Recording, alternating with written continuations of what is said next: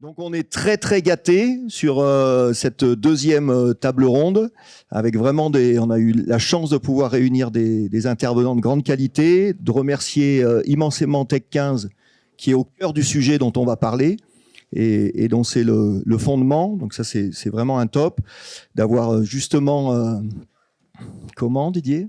Non, c'est le fondement. Voilà. Et d'avoir des intervenants qui ont répondu, qui vont se présenter eux-mêmes, comme ça sera encore mieux, mais qui ont répondu avec enthousiasme à cet échange qui est dans une période très intense de Coupe du Monde, très intense de développement, on pourrait presque dire de nouveaux métiers ou d'élargissement en tous les cas des staffs pro. Et ce qui change complètement ce métier, où il y a très longtemps, c'était un métier pour les profs de gym avec un entraîneur des avants, un entraîneur des trois quarts. Et ça a vraiment démarré comme ça. Et on peut dire qu'aujourd'hui, on est sacrément passé à autre chose. Messieurs, c'est à vous. Donc, je vous laisse peut-être faire un petit tour de table de présentation de chacun. Alors, on m'a dit que le plus important, c'était de tenir le micro en haut, parce que sinon, en bas, vous coupez la com. Voilà. Bon, merci Olivier. Je vais commencer par justement te remercier ainsi qu'à Léo pour l'organisation de cette conférence et de l'invitation. Julien Deloire, je suis en charge, responsable de la coordination de la préparation physique et de la performance athlétique sur tout le secteur de la formation au Loup Rugby. J'ai intégré le club en juillet 22, donc c'est tout récent, j'attaque ma deuxième saison. Après 17 années à la Fédération française de rugby, avec des missions diverses auprès des différentes équipes de France. J'ai eu une année d'infidélité où j'ai eu l'opportunité de partir en Argentine, rejoindre, et c'est un point qu'on pourra évoquer justement dans l'évolution du métier, rejoindre un entraîneur avec qui j'avais travaillé et dont les relations humaines ont fait que cette opportunité s'est créée pour moi en Argentine avec Gonzalo Quesada. Et puis un parcours que je résumerai tout simplement en un cursus universitaire, mais pas que. Je crois qu'aujourd'hui, de tous les étudiants qu'on peut voir, tous les nouveaux arrivants dans le métier de la préparation physique, des gens très très costauds avec un très grand bagage théorique et universitaire, mais le jumelage à l'expérience pratique est parfois manquant. Donc trouver ce point d'équilibre est important. Donc je me revendique d'une formation universitaire et la chance d'avoir vécu de nombreuses expériences depuis une petite vingtaine d'années. Voilà, merci à vous. Bonjour à tous. Bon, merci tout d'abord de cette invitation. Moi, je viens non pas comme Julien de l'université. Moi, je suis passé par un cursus plutôt EPS, mais dans un je dirais, un circuit plutôt sur les plus jeunes, notamment dans l'école primaire. Puis, je viens aussi du milieu athlétique. Donc, j'ai basculé sur le rugby en 1996. J'ai fait 3 clubs en responsabilité de la préparation physique. J'ai fait un club... je dirais un club familial à Montauban. Ensuite, je suis passé sur un club un peu plus, je dirais, firme à Castres. Et puis, j'ai fini sur un club un peu plus business, je dirais, sur le Racing pendant 10 ans. Voilà.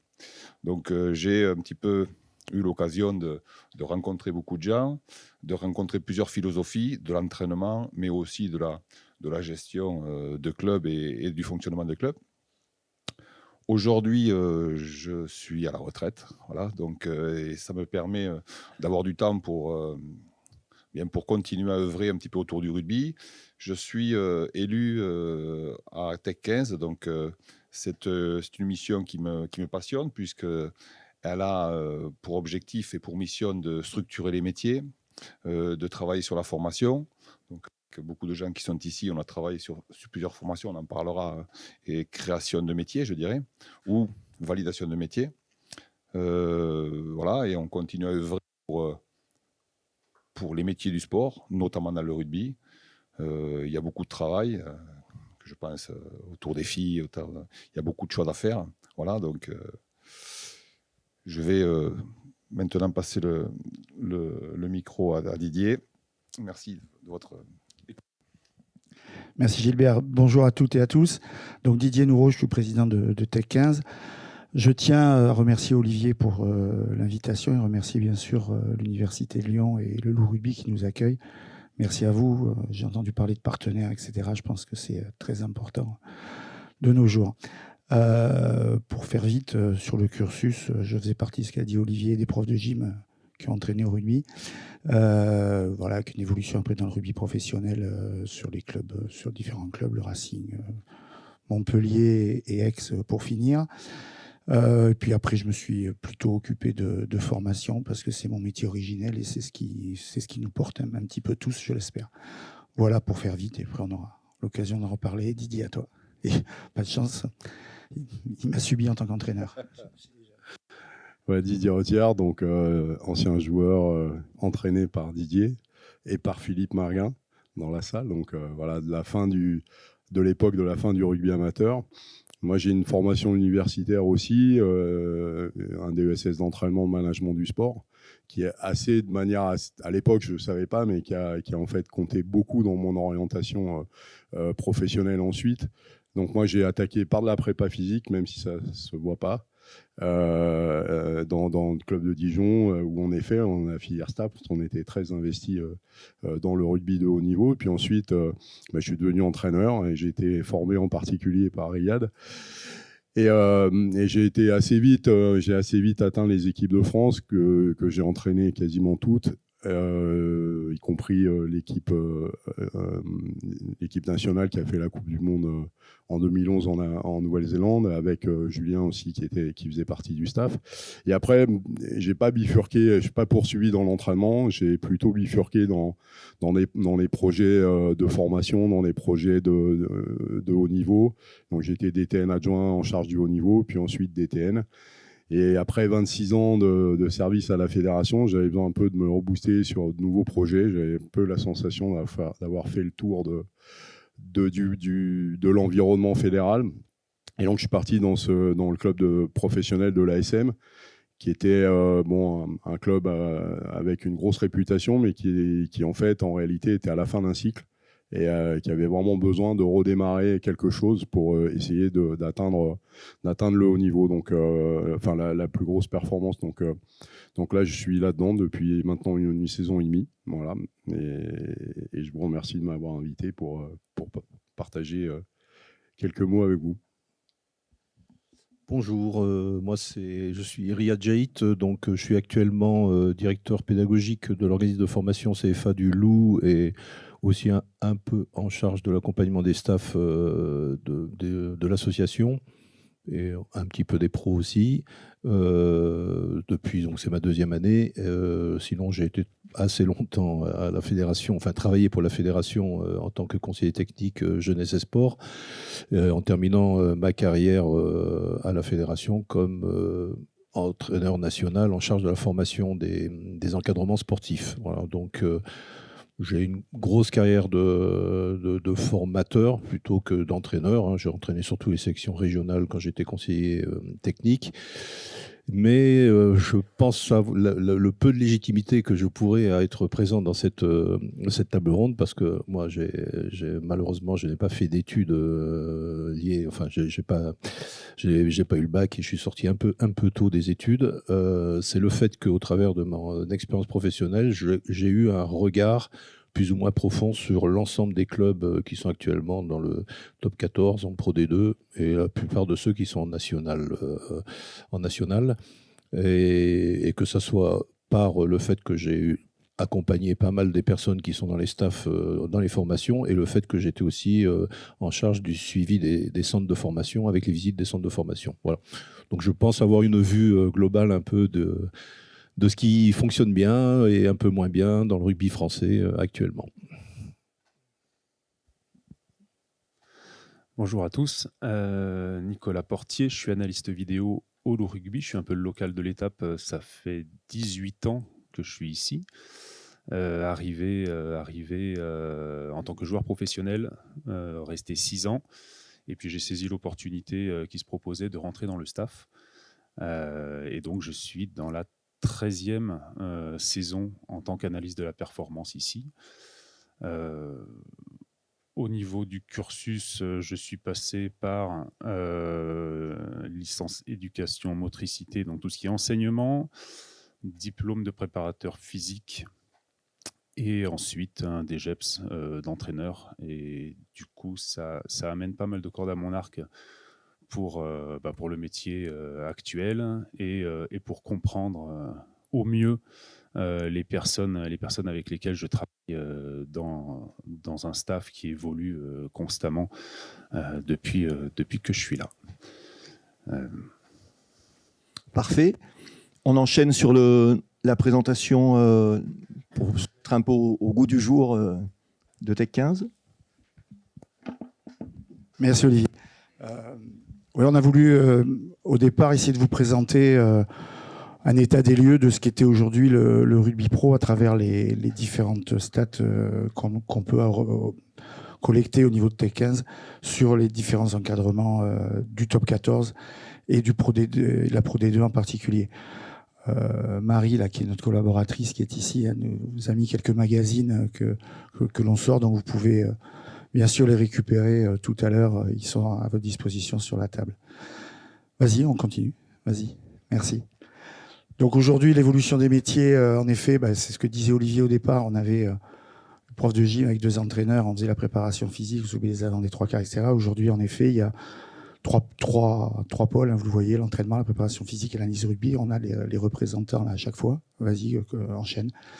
Voilà, et donc sur l'entraînement, depuis 2005, on l'a vu, il y a en effet les managers sportifs, entraîneurs spécifiques. Entraîneurs spécifiques, on verra, c'est une population qui se développe vraiment de plus en plus. Et maintenant, on a un manager par club, prépa physique. Alors en effet, grâce au travail aussi de Tech 15 et de la structuration des métiers, il y a un responsable de la préparation physique pratiquement dans tous les staffs et un ou plusieurs préparateurs physiques et des analyses rugby. Donc depuis 2023 là, ils sont rentrés à la convention collective du rugby professionnel avec un responsable et des analystes adjoints ou analystes de rugby. Voilà, vas-y, continue. Enfin, et pas poser des questions au fur et à mesure si vous le souhaitez sur ce qui défile là. Alors en effet, je vous ai parlé de la convention collective. En effet, il y a des obligations réglementaires au niveau de nos championnats top 14 et Pro D2, mais aussi pour la nationale.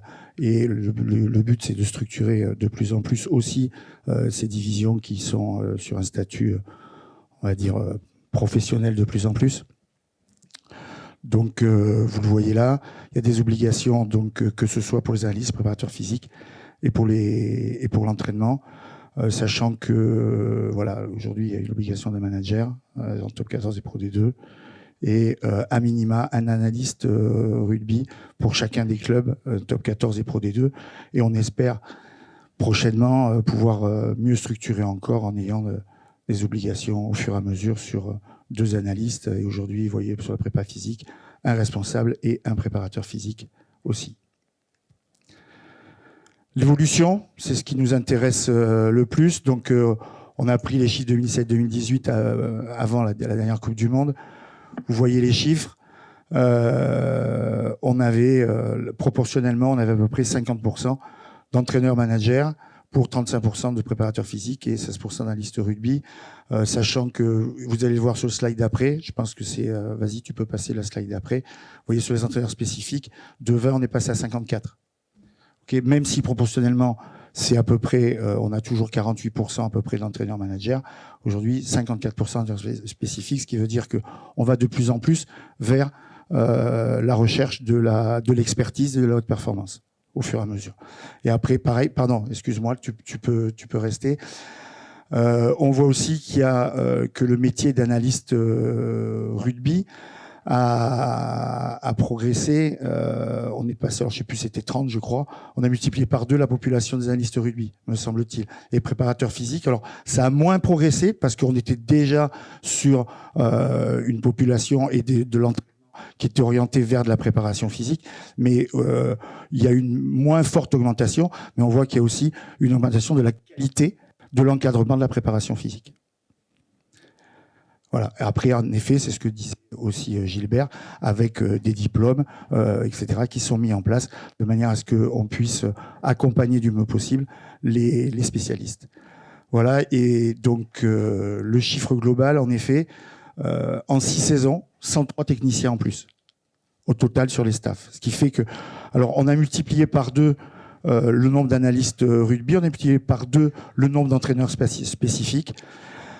on va dire multiplié par 0,5 le nombre de préparateurs physiques. Et vous voyez, alors les chiffres ne sont pas là. Par contre, oui, j'ai les chiffres. Ce qui vous a paru aussi intéressant, c'était par rapport à la différence entre le top 14 et la Pro D2.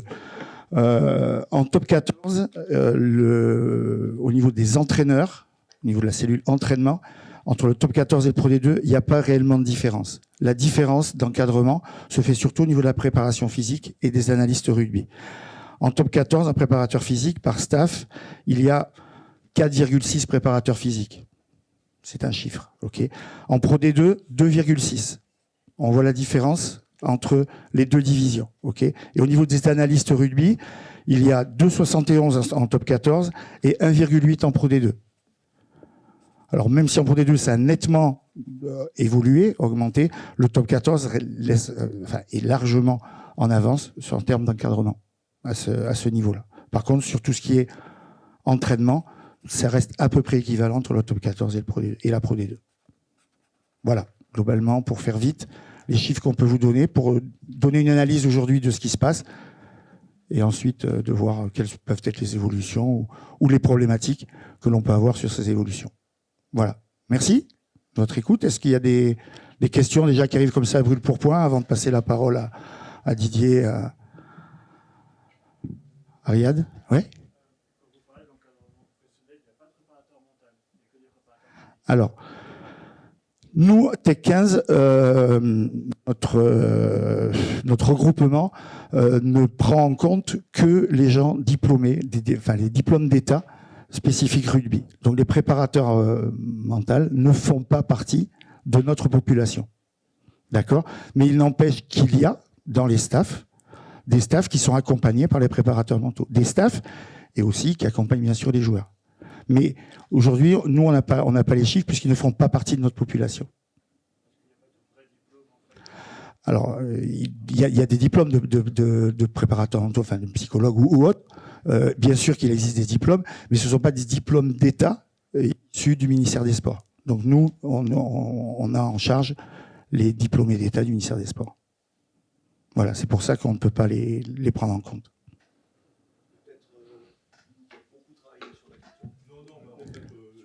Tiens. Il a bien répondu, Didier. En fait, c'est pas une profession réglementée, donc tout le monde peut s'instaurer préparateur mental. Donc on a des personnes qui rentrent en formation. Ça va être à croiser avec les règlements fédéraux, donc dans lequel maintenant il va y avoir des exigences de diplôme dans les encadrements, mais ça se met en place tout doucement. On pourra comptabiliser un peu plus nettement les choses. Voilà, d'accord. Mais pour le moment, c'est une des particularités de ce métier qui existe sans exister officiellement, que moi demain n'importe qui peut s'instaurer préparateur mental. Pour le moment, il y a aucun problème là-dessus. Voilà, malheureusement. Oui. C'était un peu le cas avec les prépas physiques avant. C'est-à-dire, il y a, je ne sais plus combien, 26 filières qui permettaient d'être préparateur physique.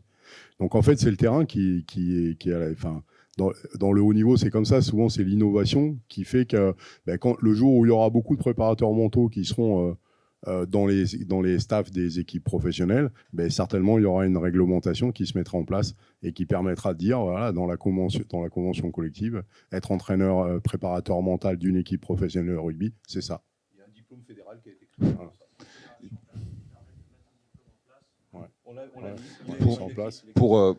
Ça rentre dans les règlements généraux petit à petit de la fédération. De la fédération, mais c'est pas forcément un diplôme d'État, c'est un diplôme fédéral. C'est deux choses différentes. Pour abonder dans ces réponses-là, historiquement, le Tech 15 représentait surtout les entraîneurs rugby. En 2014, ils ont intégré les préparateurs physiques. Donc, et il y a eu une volonté de structurer le métier, parce que ce métier, il était un peu comme les préparateurs mentaux aujourd'hui, c'est-à-dire qu'il n'était pas très bien cerné, avec des périmètres un petit peu variables. On a travaillé avec la Fédé en partenariat, donc Julien est là, Gia est là. On a travaillé avec beaucoup de personnes pour, mettre une structure à ce métier, créer un diplôme, un certificat. Et aujourd'hui, on propose une formation. On a validé les gens qui étaient en poste depuis très longtemps sur une démarche de dossier. Et aujourd'hui, ce métier existe. Il y a un périmètre d'intervention. Il est reconnu. La même chose se fait avec les analystes, puisque là, c'est beaucoup plus jeune. Les analystes, ils existent depuis longtemps. Et aujourd'hui, on a la même démarche, c'est-à-dire cette volonté de structurer ce métier, de créer un diplôme et de créer une reconnaissance. Je pense qu'un jour, la préparation mentale va aussi passer par ce filtre-là. Et c'est une volonté que l'on a. Alors, juste en complément, une accréditation a été mise en œuvre de la FFR. Et les personnes qui interviennent dans les pôles Espoir Académie pour pouvoir intervenir sur ce champ-là doivent être accréditées, avec plusieurs niveaux d'accréditation qui vont de l'accompagnement du joueur en pôle jusqu'à l'accompagnement des joueurs d'équipe de France, par exemple. Voilà. Donc on a toute une marche comme ça, et l'accompagnement scientifique aussi. Voilà. Donc tout est en train de se structurer.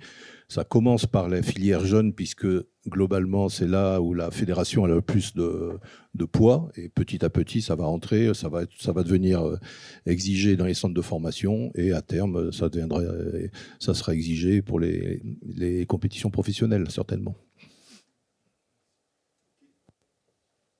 J'avais peut-être une question, c'était à Didier, par rapport à l'état des lieux sur l'évolution du métier de préparateur physique. Qu'est-ce que vous avez pu observer, notamment peut-être aussi la différenciation, c'est-à-dire le nombre et en quoi les préparateurs physiques sont devenus un peu plus spécialistes, experts dans des domaines. Je vais laisser la parole aux préparateurs physiques, c'est eux qui seront les mieux placés. Mais en effet, il y a une réelle évolution du préparateur physique qui s'occupait plutôt de conditions physiques il y a quelques années, et après de spécialisation, on sait, sur la muscu, la vitesse, la récupération, etc. Mais je vous laisse la parole. Alors effectivement, on a vu l'évolution en quantité sur les staffs, avec des spécificités sur, comme l'a dit Didier, sur du renforcement musculaire, sur le travail énergétique, maintenant sur les data. Les équipes de France, et notamment l'équipe de France, le staff actuel, nous a aussi incité à bien marquer les choses, puisque on a quand même pu voir qu'il y avait des postes clés qui étaient autour de la préparation physique, qui étaient très forts et influents dans l'entraînement. Donc ça veut dire que la performance demande aussi, certes, je dirais, une performance de staff, mais aussi une somme de personnalités qui sont spécialistes et qui amènent leurs compétences et au projet, quoi. Donc, la performance, elle a demandé des spécialistes sous l'égide de management. Comme pour les entraîneurs spécifiques. Comme pour les entraîneurs spécifiques, c'est la même démarche. Voilà, donc effectivement, on voit que le nombre de préparateurs physiques, là je crois que c'est 4,6 dans chaque staff au niveau top 14, c'est 2,8 sur les Pro D2. En national, on commence à voir déjà au moins un préparateur physique, voire deux, puisqu'il y a un assistant qui souvent travaille avec les jeunes ou avec les espoirs. Donc c'est un vrai développement de cette compétence-là au service de la formation tout d'abord, ensuite de l'entraînement, bien entendu, et du projet sportif du club.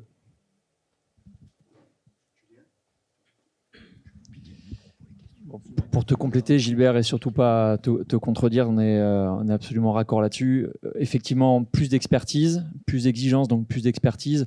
S'il fallait décliner, je pense qu'il y a sur le domaine de la préparation physique, il y a 4 grands corps, 4 grands domaines. Le domaine général de la planification, gestion des charges, et qui amène généralement une très grande connexion avec les entraîneurs. Celui de la réathlétisation. Le rugby professionnel a aussi amené une recrudescence de blessures et la nécessité de les prendre en charge très précocement, parce qu'un joueur arrêté, c'est un joueur qui manque et qui manque à l'entraîneur, mais qui financièrement a un coût au-delà de la performance. La gestion des datas, l'outil, les technologies, l'avènement de nouvelles technologies a forcément amené un nouveau corps de métier et qui demande de l'approprier, ne pas faire en sorte que ce soit l'outil qui dirige, mais qu'on soit toujours les artisans et maîtres de l'outil. Tout le champ lié au travail des qualités neuromusculaires, le travail de force, devient quasi le domaine d'une personne dédiée. Et Gilbert l'a bien dit, c'est qu'en multipliant, on l'évoquait avec le champ de la préparation mentale à l'échelle du staff, mais rien que dans la cellule préparation physique, ça requiert aujourd'hui des qualités de management, puisqu'il y a différentes ressources. Il est important de réussir à mettre tout cela en musique. Donc j'ai le souvenir, dans les années 2010, on a 2 préparateurs physiques auprès du 15 de France. Aujourd'hui, ils sont 6. Donc c'est assez révélateur de l'importance qu'a pris ce domaine, mais aussi de la coordination qui est nécessaire derrière. Ma dernière petite remarque, et pour moi elle est d'importance, c'est qu'on parle souvent de management de la performance. Pour moi, ça c'est un champ qui appartient au manager de l'équipe. Ou alors on rajoute l'adjectif athlétique, mais le dépositaire de la performance d'une équipe, ça reste le manager. Donc ça suppose aussi en tant que manager d'avoir du répondant sur le domaine, l'ensemble des domaines de la performance, dont le domaine athlétique.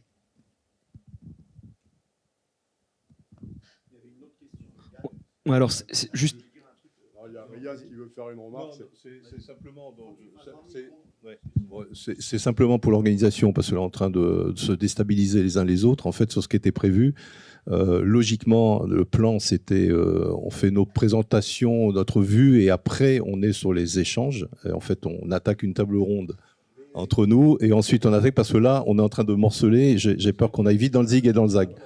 Alors, c'est pas parce que je veux commencer, mais c'est pour donner un peu d'ordre peut-être sur les choses.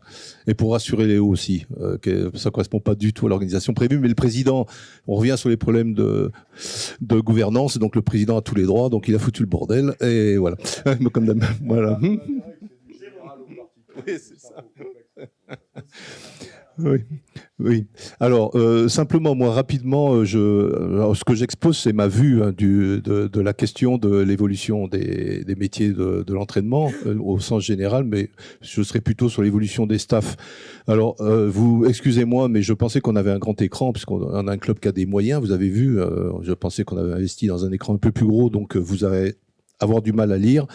Simplement, ce que je veux faire ressortir, c'est qu'il ne faut jamais perdre de vue la complexité du système qui est lié à la performance.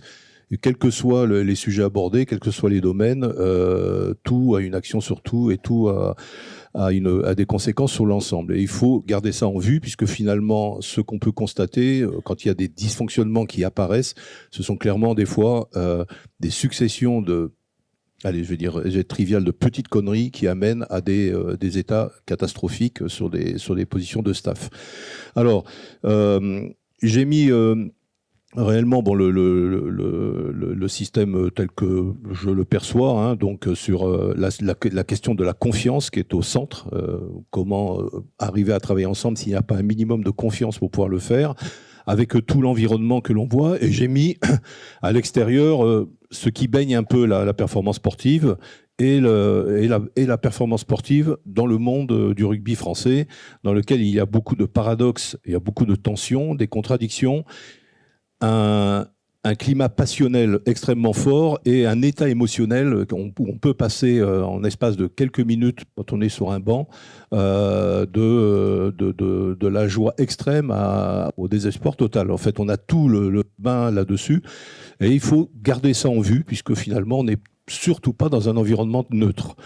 Ce sont des situations où il y a des prises de décision à avoir, et des prises de décision qui concernent le très très très très court terme, hein, qui se jouent à la seconde près, et d'autres prises de décision qui sont plus longues, et donc garder en vue cette complexité. Alors sur la diapo suivante, j'ai fait des focus sur certains aspects. Donc quand j'évoque des injonctions paradoxales, des dilemmes, bon, la question des objectifs et la question de la tension permanente entre le court terme, mais Dieu sait si le secteur de la haute performance est fortement géré par le court terme, et la nécessité de s'appuyer aussi sur du long terme, parce que pour performer, il faut du temps.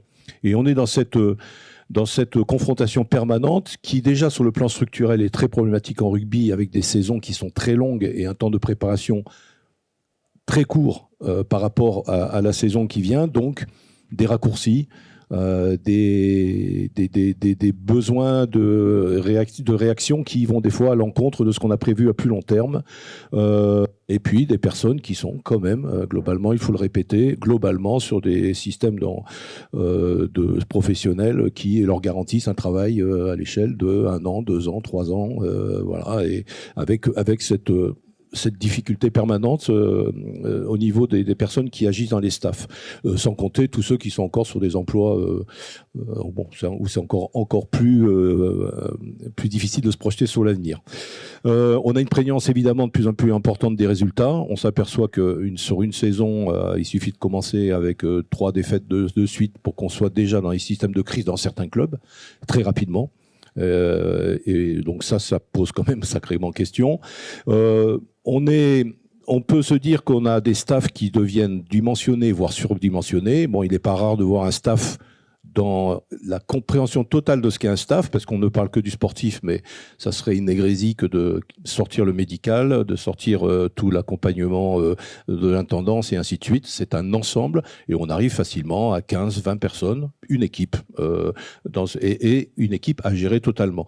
Enlever le médical et l'enlever du paysage serait une hérésie. Simplement, je rappelle que les kinés sont certainement les personnes qui ont le plus de souvent l'occasion d'être en tête-à-tête en solo avec les joueurs, donc leur position est loin d'être neutre.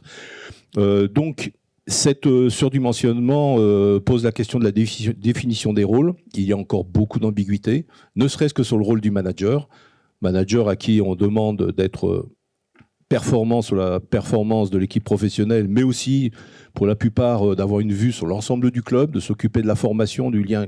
Donc, mission impossible, clairement, mais ça continue à être sur les fiches de poste des managers. Le maintien d'une vision partagée, évidemment, sur le projet de performance, ça c'est certainement la plus grosse question. On peut dire globalement que dans l'évolution des métiers, les compétences managériales, au moins pour le head coach, pour le manager, peu importe comment on l'appelle, mais vous voyez déjà que nous, on a X noms possibles pour des missions plus ou moins les mêmes ou différentes, on ne sait pas, on a du mal à le voir. Le maintien d'une vision partagée est très compliqué quand on a 20 personnes dans son staff, et je répète, il faut intégrer tout le monde. Et puis, on a cette évolution technologique qui amène évidemment des progrès, mais qui renforce la difficulté de prise de décision, puisque on peut être, s'il y a une mauvaise gestion, envahi de data, et avec certains staffs qui ont une appétence très forte sur les data, qui voudraient tout pouvoir analyser. Alors, est-ce que c'est lié à une recherche d'amélioration de la performance ou à un besoin de contrôler au maximum ce qui se passe? Et on sait que la recherche du contrôle maximal en sport et en sport de haute performance est une catastrophe. Donc, voilà, on a cette évolution-là. Et pour terminer, donc sur la dernière diapo, donc où je reprends un peu ce qu'est un staff et la performance de l'entraîneur et la performance du staff, je pense qu'il faut la considérer comme une équipe. Donc il y a la question du projet partagé, l'intelligence collective, la structure du staff, de la cohésion du staff et de l'efficacité collective du staff, avec tout ce qui est inclus dedans. Donc on voit un renforcement très très fort de management dans un contexte de pression de plus en plus importante. Et je pense que l'évolution, si je centre les propos sur le manager, vraiment le responsable de la performance, très forte complexité qui, de mon point de vue, amène nécessairement un accompagnement et un besoin d'accompagnement qui est pas besoin, c'est pas forcément un coach personnel, chose comme ça, mais les moyens de débriefer, les moyens de revenir sur ce qu'on a fait, le moyen d'analyser ses pratiques. Il faut créer cet espace, sinon c'est extrêmement dur pour ces personnes. Et ne pas oublier dans la question de l'accompagnement, la question du bien-être. Et on a quand même une évolution qui arrive. Je ne sais pas si ça apparaissait dans vos diapos. Je ne sais pas si l'année dernière, on n'a pas eu le record de joueurs virés en milieu de saison très rapidement. Je pense qu'on a atteint pas le record, mais pas loin. Oui. Bon, ça a été très, très fort. Hein. Oui. Oui, d'accord. Oui. Voilà. Et puis la question que j'ai mis en rouge, la question de la gouvernance du club. Je reviens sur l'aspect général que j'ai mis systémique au départ. On a beaucoup de dysfonctionnements liés aussi à cette problématique des dirigeants d'une manière générale, où où en fait on peut se dire des fois qu'on n'a pas forcément d'alignement. Donc simplement pour l'intervention de tout à l'heure, je voulais simplement rappeler que sur l'investissement sportif, qui n'a pas été évoqué par Mathieu, centre d'entraînement des pros nouveau qui ouvre, centre d'entraînement du centre de formation et des équipes de jeunes d'association qui a été ouvert, un hôtel qui permet d'avoir y compris les All Blacks sur place, qui me semble être un intérêt sportif énorme, une clinique du sport qui est à côté, où il y a la unité de lieu et pour le bien-être des joueurs un gros morceau. Donc il y a effectivement autre chose que la masse salariale qui est investie sportivement dans ce club. Voilà. Super, un grand merci Riyad pour où tu as posé les bases du débat, où tu as montré ce niveau de complexité. Je pense que c'est bien de la laisser, cette diapo, parce que celle-là, elle est riche, ou la première. Est-ce que vous souhaitez d'abord réagir, faire un petit tour de réaction de votre part, et après on enchaîne sur les questions? Oui, très, très rapidement. Et je crois qu'en effet, dans ce contexte-là de très forte pression, aujourd'hui, on a la volonté, c'est de répondre à toutes les problématiques qu'on peut rencontrer sur le terrain. Donc évidemment, ça a demandé un développement du nombre de personnes qui peuvent donner des réponses. Mais en même temps, évidemment, ça a donné un travail très important de management. Et on voit, ce qui est intéressant, c'est qu'on est vraiment dans la même dynamique que les entreprises. En fait, quand on discute avec les entreprises, il y a un vrai sujet en France sur le management. C'est-à-dire qu'aujourd'hui, comment on arrive à créer cette dynamique d'équipe, de savoir comment on va doser en fait les ingrédients, qu'est-ce qu'on va mettre, parce que tous nos spécialistes qui sont super compétents, ils ont toujours l'impression que leur secteur est le plus important pour l'équipe. Et donc dire par exemple à un spécialiste, écoute, cette semaine, tu vas pas trop intervenir parce que c'est pas la priorité, c'est super dur à gérer en termes de management. Et malheureusement, il y a des décisions à prendre parce que sinon, c'est les joueurs qui en fait en prennent plein la tête et qui derrière sont pas performants. Donc cette logique de management, elle est prépondérante. Et aujourd'hui, comment on forme nos entraîneurs pour être managers? Pas vraiment. On n'a pas vraiment de réponse. C'est vraiment une évolution très récente, même s'il y a des choses qui sont en train d'être faites. C'est un vrai sujet.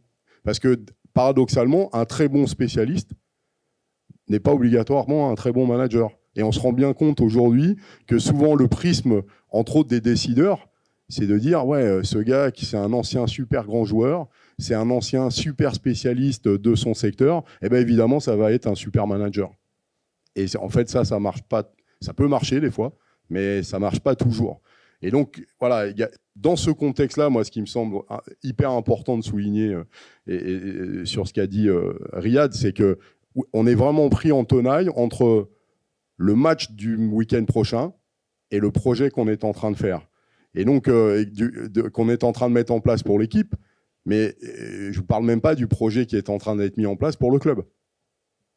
Et donc, à un moment donné, on a des fois des choses où ça vient se frictionner, où il y a des décisions qui sont prises sans prendre forcément en compte tout l'environnement, et on est mis dans des situations qui deviennent super compliquées. Deuxième aspect aussi, c'est un aspect économique, c'est-à-dire qu'on voit bien aujourd'hui que les staffs se développent et qu'on a des besoins aussi sur la formation des jeunes, et il y a une tendance qui est assez forte sur la mutualisation. Mais ça pose encore plus de problèmes en termes de management. On a des problèmes avec l'intégration des espoirs, ça c'est un autre sujet. Aujourd'hui, qui gère les parcours individuels des joueurs? En fait, les coachs, le manager, il regarde qui va mettre dans l'équipe qui va jouer le week-end prochain. Mais le mec qui joue pas depuis 3 mois ou 4 mois ou 5 mois, quelque part, des fois, ça le touche même pas. De l'espoir qui fait que de s'entraîner avec les pros, mais qui joue jamais en espoir parce qu'il est au-dessus de l'équipe, etc. Il y a des fois, ils le perçoivent même pas. Donc là aussi, il y a un gros sujet sur comment on arrive à accompagner les parcours des joueurs, parce que en effet, hein, ces joueurs-là, ils doivent être les futurs joueurs titulaires de l'équipe, etc. Donc il y a toute cette gestion quelque part qui est un peu en dehors du match en fin de compte, qui doit être vraiment mise en place. Et donc pour moi, aujourd'hui, il y a une vraie question, et je pense qu'il commence à y avoir certaines réponses, et de dire on a des entraîneurs, des managers qui vont gérer l'équipe, mais en même temps, il va falloir aussi des gens qui puissent participer, travailler avec cette personne pour manager le projet du club à moyen long terme, parce qu'on a besoin de cohérence en fait aujourd'hui. Parce que le gros truc, c'est qu'une équipe qui gagne, souvent elle se remet pas en cause et elle ne continue pas à évoluer pour rester performante. C'est très rare et on voit les clubs en fait qui sont dans des cycles, souvent ils gagnent et on l'a vu, hein, Montpellier l'année dernière, Castres aussi. En fait, leur succès ont fait leurs difficultés sur les années qui suivent. Tout simplement parce qu'il n'y a pas eu de débrief, il n'y a pas eu d'accompagnement en fait du projet. Donc ça, c'est pour moi un gros sujet. Et puis après, on voit bien, face à cette pression, on voit bien des réactions qui sont... On a des staffs qui bossent comme des malades et donc qui frôlent le burn-out ou des fois, ils y sont complètement dedans. Avec les datas, les vidéos, des mecs qui font des cadences, mais qui bossent, qui sont à 6h du matin au club et qui partent à 22h le soir, juste pour montrer qu'ils travaillent. Parce qu'ils ont aussi peur de perdre leur place. Évidemment, des actions où on va contrôler les gens, essayer d'avoir des mecs pas trop compétents avec nous pour pas qu'ils nous foutent le bordel, etc. Voilà, on connaît toutes les stratégies. Et puis moi, ce qui me fait sourire, c'est que tout le monde devient responsable de la performance. C'est concours à qui fait le nom le plus ronflant pour faire croire qu'en fait on est incontournable dans le système. Voilà, c'était le débat quand on a eu tous les préparateurs qui sont devenus des directeurs de la performance, mais c'était à mourir de rire. Et donc à un moment donné, il faut que les gens restent à leur place. Le manager, c'est pas non plus un magicien, il sait pas tout. Mais c'est un boulot d'équipe où on a besoin de compétences, ça c'est hyper important, et de faire que les gens travaillent ensemble, en complémentarité, et ça c'est évidemment indiscutable pour la performance. Et c'est plus dur. D'autres réactions? Julien, peut-être le parallèle équipe de France club, qui peut être intéressant sur l'évolution, comme tu le disais aussi, des contextes. Oui, ou être sur aussi les idées majeures qu'on souhaitait développer ce matin. Bien évidemment qu'il y aura un parallèle à faire avec Gilbert entre le fonctionnement d'une sélection, le fonctionnement d'un club. Peut-être que le seul moment où le fonctionnement de la sélection se rapproche de celui du club est le contexte d'une préparation Coupe du Monde, avec une période prolongée avec les joueurs à disposition. De tout ce qu'on est en train de dire et de la multiplication, le fait que les staffs s'étoffent, je pense que ça met définitivement aussi l'humain au cœur. Si on est tous là, staff, c'est pour s'occuper de l'humain. Pour gérer l'humain, il faut de l'humain, mais il faut aussi que les relations humaines se passent bien. Donc, Riyad en a parlé, être en adéquation sur un projet, avoir des indicateurs de performance communs, tout en étant dans des domaines différents, sont des éléments centraux auxquels on doit se raccrocher en permanence et qu'on ne soit pas dans une concurrence intersecteur. Je le vois sur la dimension préparation physique. Avant, le préparateur physique était connecté pratiquement uniquement à l'entraîneur. Aujourd'hui, ne pas être connecté au secteur médical, un dysfonctionnement entre le secteur médical et le secteur de la préparation physique est une source considérable de conflits. Ne pas être connecté à tous les champs parallèles liés à la performance. Le secteur de la nutrition doit nous concerner au plus haut point. Donc il y a toutes ces interconnexions. L'humain est à travailler aussi bien au sein du staff. On le pense souvent à l'échelle uniquement des joueurs, mais au sein même du staff, il est gage de très bon fonctionnement. On avait cette discussion-là il y a pas plus tard que lundi encore avec Gilbert et de nos expériences communes. On se rend compte que finalement les expériences ou les résultats sont souvent venus quand il y avait la compétence certes, mais quand surtout ces relations humaines étaient les plus saines. Et que Riyad a évoqué un mot central, il a envoyé le terme de confiance, sauf que la confiance, ça ne se décrète pas, ça se construit, ça se dilapide très vite, et je pense que ça, c'est quelque chose dans les réflexions qu'on doit être sur lequel on doit être en capacité de capitaliser. Donc, me concernant, il y avait 3 thèmes, voilà, je viens d'en développer un principalement, et peut-être que vous aurez des questions. C'est ces notions de comment fluidifier les relations au sein d'un staff et multiplier malgré tout les interconnexions.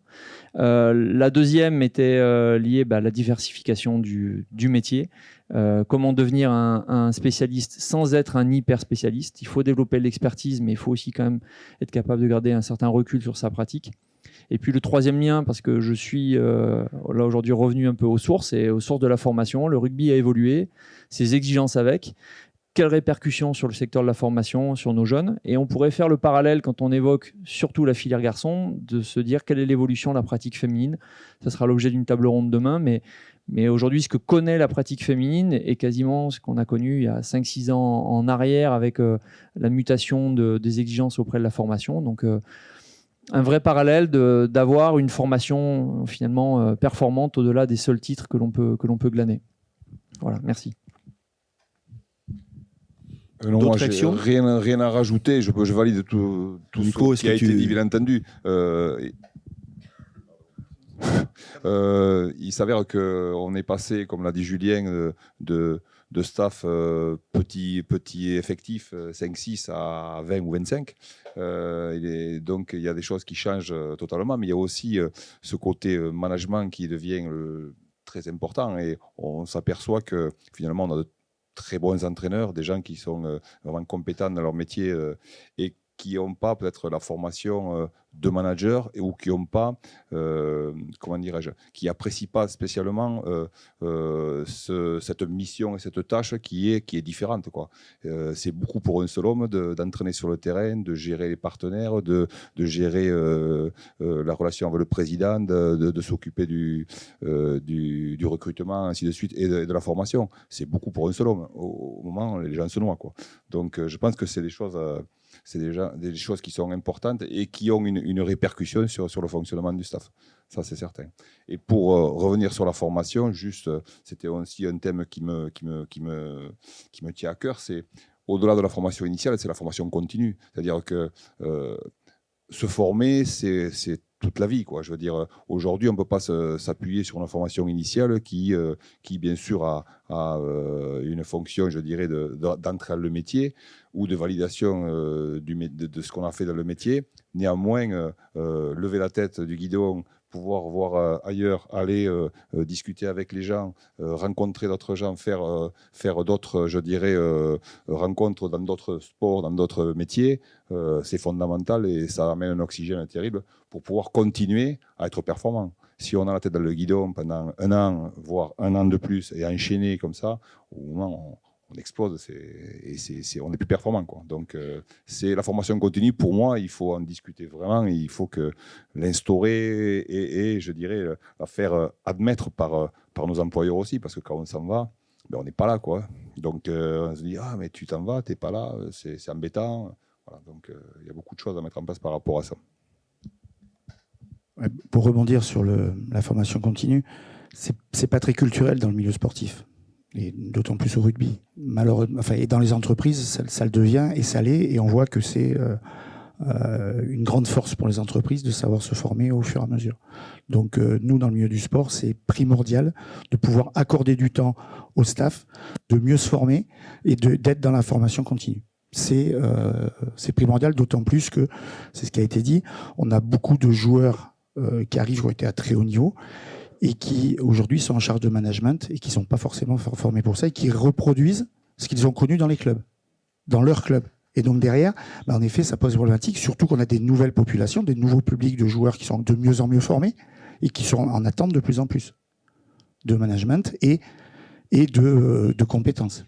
Donc tout ça, c'est quelque chose que l'on doit appréhender, et je pense que la formation continue aujourd'hui dans le sport devrait être une de nos priorités aussi. Les analystes, Nico, à toi. Merci. Non, moi je voulais rebondir sur l'importance des interactions dans ces staffs qui sont de plus en plus importants. Avec l'exemple concret de ma situation, aujourd'hui, c'est des interactions, évidemment, prioritairement avec des coachs, au nombre de 6, dont le manager, je l'intègre là. C'est l'interaction avec les préparateurs physiques qui chacun ont leur spécificité, tant sur la réathlétisation que sur la quantité d'efforts, sur les entraînements, sur les matchs. Donc il y a des vraies interactions qui se passent ici. Et puis dernièrement, quelque chose de nouveau, c'est de l'interaction aussi avec le médical, et notamment sur, par exemple, le thème des commotions. D'où vient la commotion? Est-ce que c'est un problème, technique au niveau du joueur? Est-ce que c'est autre chose? Donc, nous, au niveau des médecins, des kinés, on nous demande évidemment les images des blessures, on nous demande même de la data, donc là-dessus. Et puis, on parle du staff donc technique, et puis il y a un petit peu ce qui se passe autour, avec des interactions avec l'association, la formation, nos jeunes analystes vidéo, savoir est-ce qu'on gère l'analyse de la performance de la même manière quand on est pro ou chez les jeunes, et puis de l'interaction avec nos jeunes arbitres, qui veulent voir les matchs, qui veulent travailler, qui veulent savoir comment on prépare un match avec les arbitres de top 14, qui veulent savoir comment on fait nos retours avec les arbitres de top 14, si c'est sur les incompréhensions, si c'est technique. Donc voilà, il y a tout un périmètre autour de la vidéo, autour des datas, autour de l'analyse, qui se développe et qui se développe vite, avec parfois des personnes dont on ignore l'importance en termes d'interaction. Ok. Après ce champ des possibles qui est vraiment immense, on le voit bien sur la complexité, on reprend bien la complexité de ce que nous a fait comme schéma, et je trouve sur la partie de l'intelligence émotionnelle aussi, qui était chère, où il y a vraiment plein de choses à dire. On va enchaîner sur les questions, parce qu'on peut vraiment rebondir dans tous les sens. Yann, Alors c'est deux sujets, plus particulièrement pour Tech 15, mais ça concerne la formation. On parle de professionnalisation du coup, et on entend de suite Pro D2, Top 14. Riyad et Didier sont deux personnes importantes dans la formation. On forme, quand on parle d'évolution, du coup, on parle de formation de suite sur la Pro D2, sur le monde professionnel, mais à plus bas, on regarde du bas, du haut vers le bas, et non du coup vers le bas vers le haut, ce qui est plus important à mon sens. Mais du coup, on a tout ce qui est brevets fédéraux, les CQP pour entraîner contre rémunération jusqu'en fédéral 2, et c'est là où il peut avoir des fois un manque de formation sur la fédérale 1, sur du coup maintenant la nationale 2 et la nationale, plus particulièrement avec des modèles, avec des systèmes plus réactifs. Nous concrètement aujourd'hui, on a un entraîneur qui veut se former, et avec un job à temps plein qui est bien entendu prenant, c'est là où c'est complexe pour se former. On a, à contrario, deux autres entraîneurs qui ont un DE et un DES. Certains voulaient rentrer en DES, mais il y a souvent peu de place pour rentrer sur un DES. Souvent, on parlait de joueurs professionnels en fin de carrière, du coup, qui, par rapport à leur parcours, vont rentrer dans des staffs, donc du coup, ils peuvent être prioritaires. Mais on oublie aussi cette formation intermédiaire. Je sais qu'on le fait vers le bas, mais l'intermédiaire entre les deux. Et le dernier point, c'est là où, pour nous, il y a un vide juridique, c'est que sur la pluriactivité, nous aujourd'hui, le 16e est uniquement une association. On a nos joueurs, et tout à l'heure ça me faisait rigoler quand on dit on est capable de virer un ou deux coachs. Faut savoir que nous, nos coachs, on en a sur les 3, on en a 2 qui sont en CDI. Pourquoi ? Parce qu'on n'a pas le droit de faire 2 contrats sur une même entité. Donc du coup, on englobe la totalité. Sauf que demain, s'ils ne sont plus entraîneurs de l'équipe première, ils vont garder d'une part le salaire, mais ils auront peut-être d'autres missions. Et enfin, nous, par exemple, pour avoir l'occasion la saison dernière, alors qu'on a terminé, pour vous dire, en finale, mais il y a eu une période un peu compliquée, on va dire, à partir du mois d'octobre, avec 3 matchs perdus. Et là où il y a eu les entraîneurs, c'est pas bon, le préparateur physique, etc. C'est toujours... donc à un moment donné, et là, pour le dernier point, c'est sur les interactions qui sont hyper importantes. À un moment donné, il faut se former, c'est hyper important. Il faut des interactions, et il faut faire comprendre aussi à nos joueurs que, surtout à notre niveau, qu'on n'a pas forcément un Galtier, un Guinoves ou autres bons entraîneurs. On a aussi, en tant que joueur, pas forcément des Antoine Dupont en face de nous. Donc l'idée des interactions est hyper importante. Donc ma question initiale, c'est la formation. Est-ce qu'il y aura des solutions à court terme sur la pluriactivité, sur des DE, sur des DES, et le vide un peu juridique sur CDI et CDD en termes d'entraîneurs? Alors, moi, je vais juste répondre, mais en fait, il y a des personnes dans la salle qui sont mieux placées que moi pour répondre, hein, qui sont en charge de la formation actuellement au niveau de la fédération. Bon, tout ce que je peux dire, c'est que il est à l'étude alors pas forcément à la refonte, mais moi, le questionnement sur la filière de formation qui ne peut pas se faire d'une manière simplement avec une vision simplement fédérale, mais aussi en accord avec ce qui se passe comme réforme au niveau des formations dans le sport d'une manière générale. Et ça bouge en ce moment et ça va bouger. Donc il y a Jean-Pascal Fabrice qui peut répondre sur ce qui est en cours comme réflexion justement pour cette position intermédiaire. Donc le DE existe, est le diplôme phare pour ces catégories-là. La nationale, bon, c'est soumis quasiment aux mêmes demandes et aux mêmes principes que pour la pro, mais Jean-Pascal, je te laisse répondre. Oui, merci. D'une manière générale, nous, on a un accès au DE qui concerne tous les clubs que tu viens de citer. Il n'y a aucun problème là-dessus. On a 10 formations DE au niveau national qui sont mises en place. Après, DJ l'a dit tout à l'heure, on est dans une culture où on a du mal à accepter qu'une doit consacrer du temps à sa formation. Et à un moment donné, un coach en situation, faut accepter qu'il y a 10 sessions en présentiel, des sessions en distanciel, de la mise en situation, etc. Donc il y a aussi ça à dire. Sur le CQP, on est confronté à des pratiques qui ne nous aident pas, puisque France Compétences regarde les taux d'emploi à temps plein dans les métiers. Et on a encore des pratiques du style ICA, etc., etc. Donc, tout à l'heure, tu as expliqué la démarche qui a été mise en place sur le CSVN. Je pense qu'il faut que les clubs s'y mettent aussi pour qu'on puisse développer ce type de formation. Parce que le risque qu'on a, sinon, c'est que l'inscription au RNCP soit supprimée parce qu'on a certes des gens qui viennent se former, mais qui n'en font pas leur métier. Voilà. Et Riyad a mentionné aussi le contexte d'évolution que l'on a. Les ministères, d'une manière générale, se sont engagés auprès du ministère du Travail pour réduire le nombre de certifications. Donc nous, on sait que, ça a été dit tout à l'heure, on a besoin d'avoir des diplômes qui sont davantage spécialisés sur la performance autour des managers. On se pose la question de la création d'un nouveau diplôme pour pouvoir aussi remettre de la place sur DE, DES, etc. Mais on n'est pas sûr de pouvoir, dans le contexte actuel, obtenir l'inscription d'un diplôme. Donc on renvoie aussi à la formation continue. Enfin voilà, les réflexions aujourd'hui, elles sont là-dessus. Et puis dernière chose, on entend beaucoup dire qu'on ne peut pas rentrer en DES. Et nous, les éléments que l'on a, avec le travail que fait notamment Tech 15, c'est qu'on n'a pas de carence a priori. Moi, je ne vois pas de club qui recherche des DES et qui n'en aurait pas sur le marché. Et puis ce qu'on se dit aussi, et c'était très important dans les présentations du départ, c'est que toutes ces démarches-là, elles vont aussi de concert avec la création d'un statut protecteur pour nos salariés. Et donc, on a aussi en tête de ne pas galvauder le diplôme. Alors, ce n'est pas du malthusianisme, mais c'est de quand même de ne pas inonder le marché pour encore plus accélérer ce qu'on a vu tout à l'heure. On sait que la performance nécessite du temps long, c'est-à-dire des entraîneurs Kleenex, il y en a plein sur le marché, donc j'en prends, j'en jette, etc. Donc c'est tous ces équilibres-là qu'il faut qu'on arrive à trouver.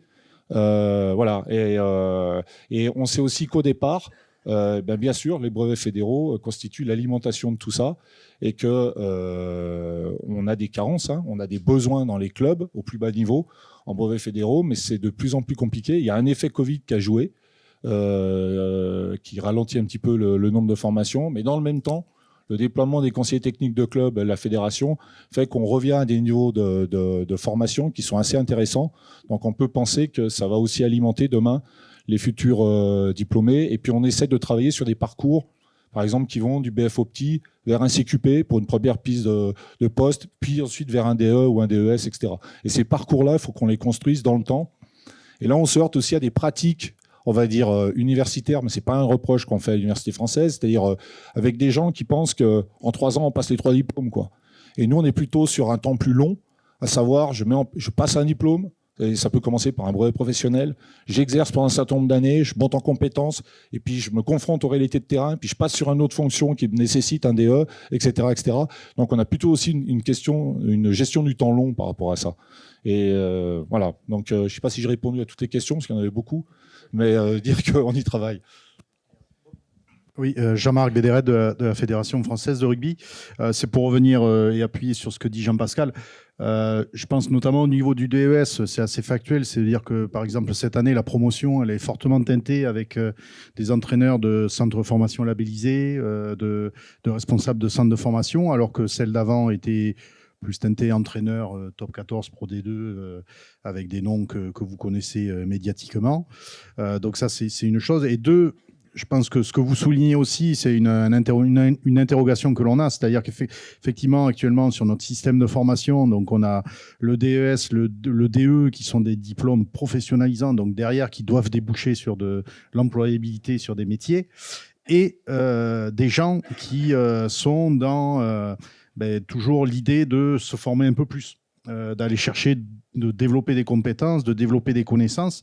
Et sachant qu'actuellement, dans le paysage sur ce qui existe, et aussi dans notre culture, parce que celle de se former continuellement, de dire que c'est des diplômes, les DES, DE, on les acquiert, et après, on n'a pas d'obligation particulière.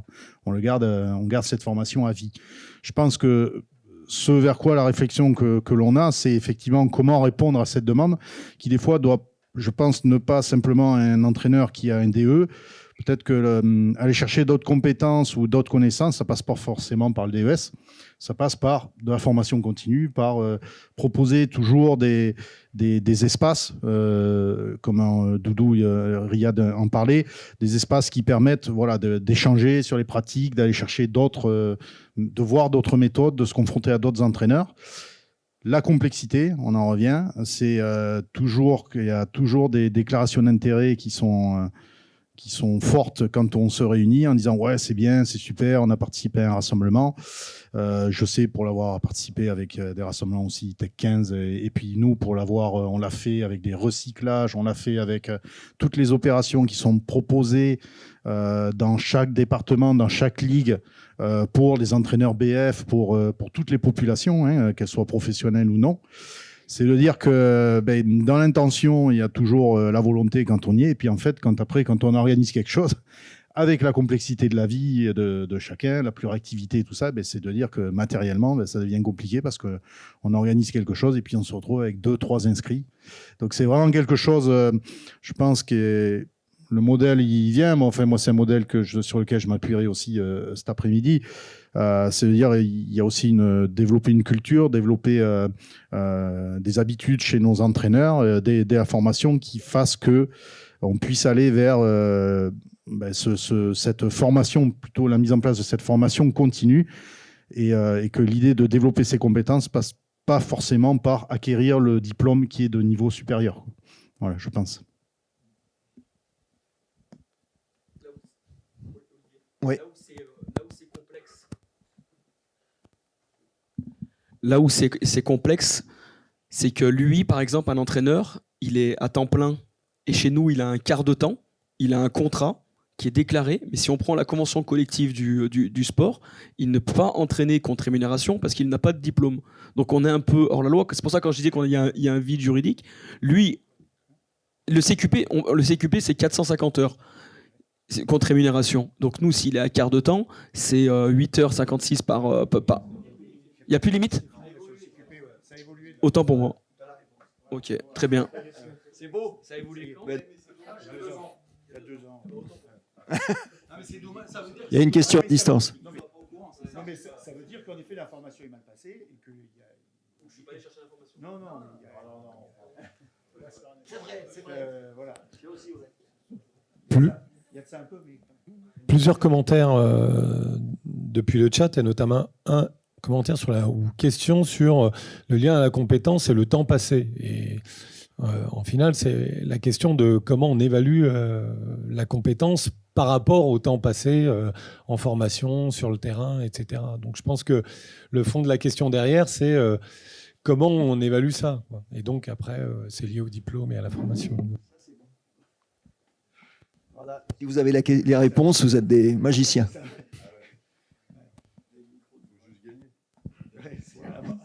Non. Enfin, moi, je sais pas, je vais répondre, puisque j'étais impliqué, il y a pas mal d'anciens d'anciens avec qui j'ai pas mal travaillé ici, notamment sur la formation avec Riyad. Et quand on est formateur, c'est des questions forcément qu'on se pose, puisque le diplôme débouche sur la capacité à avoir un métier, mais évidemment on se dit comment, et dans l'évolution que l'on a, notamment dans l'architecture de l'organisation de nos formations, c'est quelque chose que l'on a pris en compte, c'est-à-dire de ne plus être sur la diffusion de connaissances, mais sur l'amélioration des compétences. Et je pense que là, c'est quand même malgré tout d'être modeste, au sens que nos formations, ou dans tous les cas les formations telles que moi je l'imagine, c'est de permettre d'acquérir aux entraîneurs qui sont en formation, d'acquérir une méthodologie, des méthodologies, des outils qui leur permettent d'avoir une pratique distancée de ce qu'ils font, hein, d'avoir des clés pour savoir si par rapport aux objectifs que je me fixe, je les atteins pas, de donner un certain nombre d'outils qui permettent de les atteindre. Et ensuite, la compétence, on l'a souligné, elle se développe aussi sur le terrain. Donc, et ensuite, elle est à l'appréciation, je pense aussi, au travers de la connaissance que l'on peut avoir de la personne, de son parcours, de ce qu'il a fait, de ce qu'il a vécu. Elle reste aussi, je pense, moi, de dire que le diplôme atteste d'un niveau minimal de connaissances et de compétences par rapport à différents types de compétences, de familles, de domaines, on va dire, de compétences, et qu'ensuite, il y a tout ce qui se passe sur le terrain, il y a tout de la responsabilité, je pense, de la structure, aussi d'identifier les profils des gens avec lesquels ils vont travailler, parce que je pense que ce que l'on souligne depuis le début, que la vision de la structure, c'est-à-dire quelle qu'elle soit, hein, de dire la vision de la culture, de la structure, la culture de la structure est un élément déterminant, après, je pense, dans le choix des entraîneurs, des collaborateurs qui vont intégrer le projet. Si je peux rajouter un truc sur les compétences, pour moi, il y a des liens qui sont assez forts aussi avec les joueurs. C'est-à-dire, pour moi, c'est une forme de curiosité qui doit être présente. C'est-à-dire, les coachs, on doit s'assurer qu'ils sont ouverts aussi à l'innovation, ouverts à des choses qui sont nouvelles.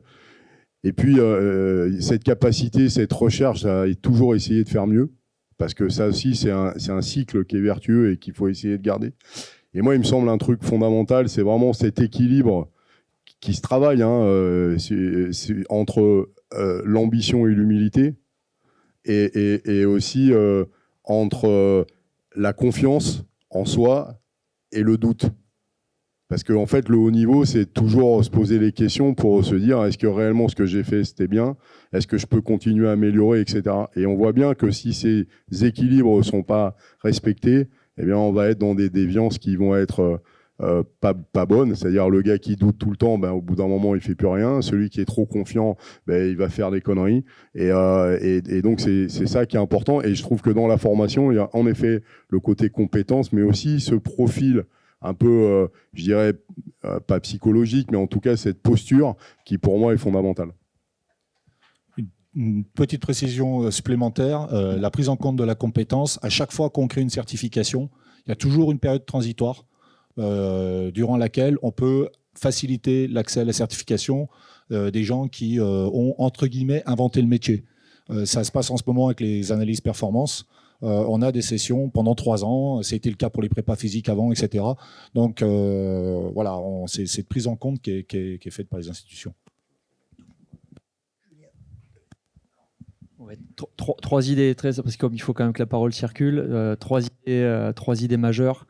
La première, je pense qu'aujourd'hui, on est en train de prendre un mauvais chemin sur nos formations en faisant que dès lors où inscription égale attribution d'un diplôme.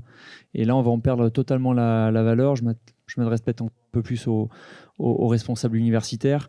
Mais si on ne veut pas que nos formations de spécialistes deviennent des baccalauréats où on a 95% d'élus, on n'accordera plus de valeur aux personnes et on ne reconnaîtra pas indirectement la compétence. Ça, c'est la première idée que je voulais développer. L'évaluation des entraîneurs, elle est très difficile. Aujourd'hui, est-ce que vous diriez que Vincent Collet, parce qu'il est en échec avec le basket, est un mauvais entraîneur? Est-ce que Pep Guardiola, qui a mis 4 ans à gagner la Ligue des Champions, est un mauvais entraîneur? Est-ce que Guy Novès, parce qu'il a été en difficulté avec le 15 de France, est un mauvais entraîneur-manager? Bien sûr que non. Donc, à un moment, la manière dont on évalue les compétences, bien sûr qu'il faut que ces personnes-là soient en poste pour faire gagner les équipes au regard de certains objectifs. Quand derrière les attaques, elles en viennent sur les compétences des individus, ça me semble plus compliqué. Et le troisième point, et je m'arrêterai là-dessus, mais pour moi, la problématique de trouver du temps pour faire de la formation continue vient à nos modèles de formation. Délocaliser, imposer à nos personnes ressources. Bien sûr que quand on emploie quelqu'un dans un club, c'est parce qu'on en a besoin au quotidien. Est-ce que demain, la bonne méthode ne serait pas une session potentiellement extériorisée, 2, 3 sessions in vivo sur le terrain où la personne est suivie en revanche par un cortège d'examinateurs, ce qui fait qu'on est en capacité à concilier et l'activité première et cette notion de formation continue. Aujourd'hui, passer une semaine par mois sur certaines formations, c'est quasiment rendu impossible. Donc, s'interroger sur nos modalités de formation, ça me semble aussi très important. Merci. Oui, alors juste pour rebondir, moi, ma vision première de ce que j'appelais l'accompagnement et la nécessité d'accompagnement, c'est la formation continue. C'est-à-dire, ne serait-ce que de faire de l'analyse de pratique régulièrement, pour moi, c'est la formation continue. Je ne vois pas ça comme rentrer dans un espace particulier et spécifique de formation, mais permettre... Alors, c'est la question qu'on a évoquée, c'est pareil pour une équipe, hein, on a des gens compétents. L'idée de la personne qui est responsable de la performance de son staff, c'est de permettre à ses compétences de s'exprimer totalement. Et donc, il faut trouver tous les moyens de le faire. Là, le phénomène auquel on assiste actuellement, c'est que dans les moments de crise, alors top 14, on va imaginer que les temps de crise dans une saison, il agit dans les périodes de saison sur la majorité des clubs, clairement. Et donc, globalement, il y a la réaction globale est plutôt une réaction de repli sur soi-même. C'est repli du staff soi-même ou repli des personnes à l'intérieur du staff soi-même dans son domaine, et alors que ça devrait être le facteur de justement débriefer, voir comment faire, et on est souvent dans les phénomènes inverses. Et donc c'est cette dynamique-là qu'il faut rompre, qu'il faut casser. Moi, je m'en suis. On a vécu une saison très particulière l'année dernière dans ce club qui a fait son meilleur résultat sportif globalement et finalement qui a été en situation de crise, mais parce que ça s'est très vite. Il y a eu des moments de crise dans la saison qui ont amené des replis et finalement des formes de protection tout à fait naturelles, mais qui ont abouti finalement à, alors je ne vais pas employer le mot catastrophe, mais à des décisions incompréhensibles certainement pour le grand public. Voilà. Ça fait le lien, pardon, avec un autre commentaire dans le chat sur la différence entre les rôles de entraîneur et notamment la question des compétences et l'importance des compétences relationnelles du manager, d'image et de positionnement où le manager n'est pas nécessairement le sachant qui a l'omniscience sur tous les secteurs, mais qui arrive à gérer les relations et les interactions avec les autres dans leur propre registre de compétences. Oui, on a un effet d'emboîtement en fait. On a un manager du staff qui lui-même manage l'équipe. Enfin, on a cet emboîtement-là et moi, il me semble absolument nécessaire. Alors, il y a peut-être un simili-procès qui est fait aux formations fédérales, mais nous, ça fait un moment, et avec Jean-Marc, on l'a vécu. On a complètement réorienté le DSGEP sur un fil conducteur majeur qui sont ces questions-là. Très, très, très peu sur le rugby et la performance en tant que telle, mais beaucoup sur comment gérer tout ça. Et en fait, et après, c'est la vie qui commande malheureusement. Comme je l'ai dit au départ, il faut des gens particulièrement solide sur ce plan-là pour tenir ce cap-là dans la tourmente. Et c'est souvent tourmenté, malheureusement, l'environnement de la haute performance. Et il faut donc il y a des éléments qui ne sont pas forcément faciles à travailler dans le cadre d'une formation, mais par contre, dans une forme d'accompagnement au long terme, au long cours de ces personnes-là, justement. Voilà, je pense. Et puis, pour aller dans le sens qui est dit là, on ne peut imaginer que dans un staff, le manager n'est pas forcément le meilleur sachant sportif. Pas obligatoirement. Aujourd'hui, c'est le cas dans nombre de clubs et c'est l'image que l'on a. Mais c'est pas une obligation, loin de là. Donc voilà, c'est des choses qui doivent évoluer. C'est ce que l'on connaît aussi dans les entreprises que disait Gilbert, c'est-à-dire c'est le meilleur technicien qu'on met au poste de manager à un moment donné. Non, alors qu'on perd la compétence du meilleur technicien pour le mettre à un poste qui n'est pas forcément le sien et sur lequel donc l'entreprise perd de la qualité. Mais nous, on doit être dans les mêmes démarches. Voilà, mais tout ça, c'est prendre du temps, c'est la réflexion, et puis après, c'est aussi les systèmes organisationnels des clubs qui sont aussi comme cela. Ouais, juste un petit clin d'œil, je vous conseille de regarder la série Ted Lasso. Il y a vraiment des choses, c'est un peu comédie, etc. Mais dedans, on retrouve des choses qui correspondent réellement à l'environnement du sport professionnel et avec un regard assez décalé qui, je trouve, est plutôt intéressant. Donc, il y a des idées qui sont sympas dedans. Et voilà, moi, en tout cas, j'ai trouvé cette série très sympa.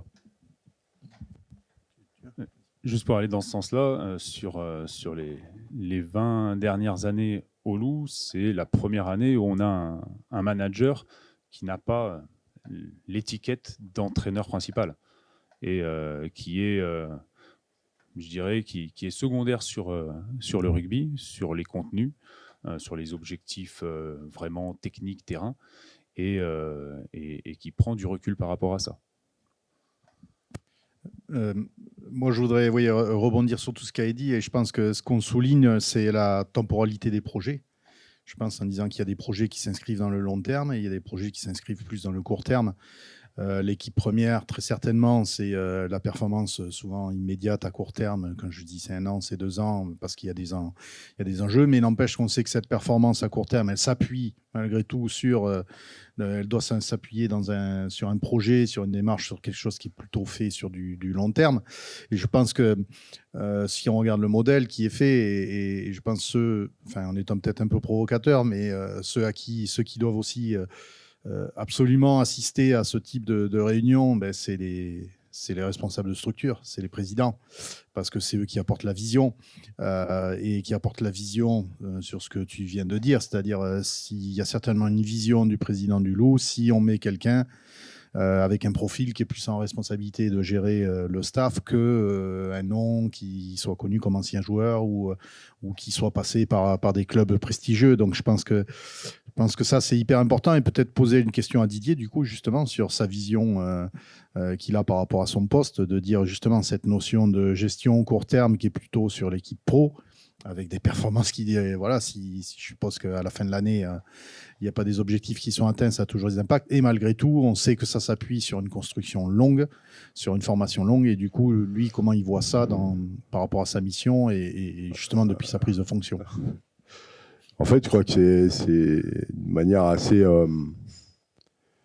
Le côté naturel, en fait, de quand on est entraîneur, c'est qu'on s'intéresse surtout à gagner dimanche prochain. Et ça, c'est valable quasiment presque des moins de 6 jusque chez les pros.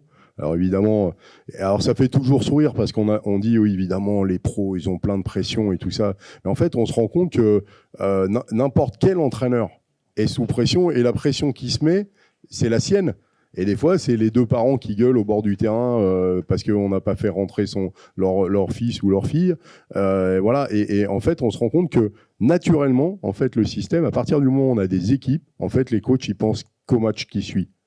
Et en fait, le job, c'est ça, c'est de dire comment on arrive à leur faire lever la tête, comment on arrive à leur faire prendre en compte, en fait, qu'ils sont les acteurs d'un projet et pas simplement les responsables de leur équipe. C'est un projet plus global. Donc ça, il faut leur faire sentir, il faut échanger, il faut les impliquer dans la dynamique.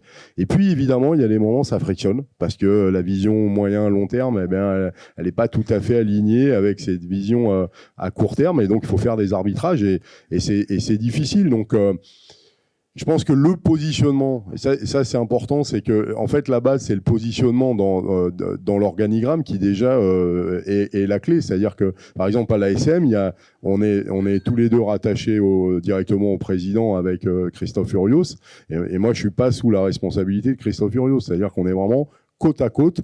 Et on mène le projet, moi plutôt sur le projet du club et lui plutôt le projet de l'équipe professionnelle. Et donc il y a des moments, oui, on discute ensemble. Des fois c'est pas si simple que ça, en particulier quand on rajoute le rugby à 7, quand on rajoute des choses qui viennent perturber en fait le quotidien. C'est ça qui est difficile. Donc ouais, il faut un bon positionnement déjà dans l'organigramme parce que souvent, on va recruter quelqu'un un peu d'emblématique et on a un peu tendance à tout lui donner en termes de responsabilité parce que ça correspond au standing et à l'envergure qu'il doit avoir. Donc je pense que ça, c'est une des premières choses. Et puis après, ben, évidemment, ça revient à ce que disait tout à l'heure Julien, c'est les échanges, c'est le fait de faire sentir qu'en fait, on est tous juste acteurs d'un projet. C'est pas le projet de Christophe Furios ou le projet de Didier Retière, c'est le projet du club. Et quand on sera parti, ben, le club, on l'espère, restera. Ah, il vaut mieux. Ouais. Yvan ? Juste pour rajouter qu'il s'avère quelque chose de très important, c'est garder une personne qui va être garante de l'identité un petit peu du club aussi, c'est-à-dire qui va passer son énergie à travailler sur la formation. On s'aperçoit qu'aujourd'hui, la formation avec les GIF et ainsi de suite, ça devient important pour les clubs. C'est un apport de joueurs au groupe pro qui est déterminant souvent parce que ça permet de faire souffler une partie des joueurs à des moments précis. Donc, le garant de l'identité du club, c'est-à-dire je suis là sur le long terme, je suis dans le projet à long terme du club, je ne suis pas impacté spécialement par le court terme et gagner dimanche. Ce poste-là, qui est pour moi directeur de rugby, quoi, et qui a une vision, la vision du club et une vision transversale et de la formation, paraît essentiel. Et c'est vrai que ce poste-là, pour le moment, il n'est pas tellement identifié dans chaque club. Il y est sûrement, mais pas d'une manière, je dirais, précise et à long terme, quoi. Je veux dire, voilà.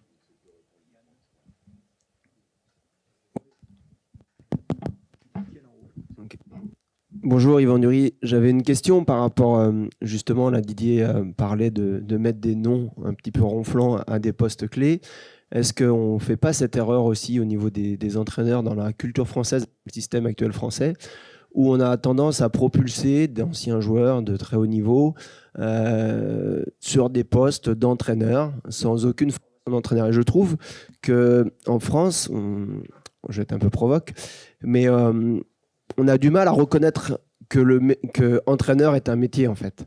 Et en fait, il y a des gens qui arrivent, ils ont une carrière de 10, 15 ans, qui ont joué dans les plus hauts niveaux, et du coup, ils arrivent et ils se rendent directement en formation DES, voire ils sont déjà en poste avant d'être en formation et ils pilotent des équipes de top 14. Et à contrario, il y a des gens qui ont un vrai vécu d'entraîneur, qui ont entraîné chez les hauts niveaux jeunes, qui ont un vrai parcours d'entraîneur avec une vraie formation, et qui ne sont pas appelés sur ces postes-là parce qu'ils ne sont pas reconnus comme des personnes, entre guillemets, bankable, quoi.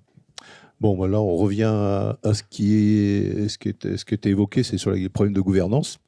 En fait, parce que les ressources internes existent dans les clubs, mais il y a peu de clubs qui font passer. Et il y a des exemples de clubs qui ont fait monter leurs entraîneurs de jeunes, type La Rochelle et ainsi de suite, qui sont des engins joueurs professionnels, mais qui ont fait toute leur formation d'entraîneurs chez les jeunes. Donc il y a un problème de gouvernance et malheureusement, histoire de nom.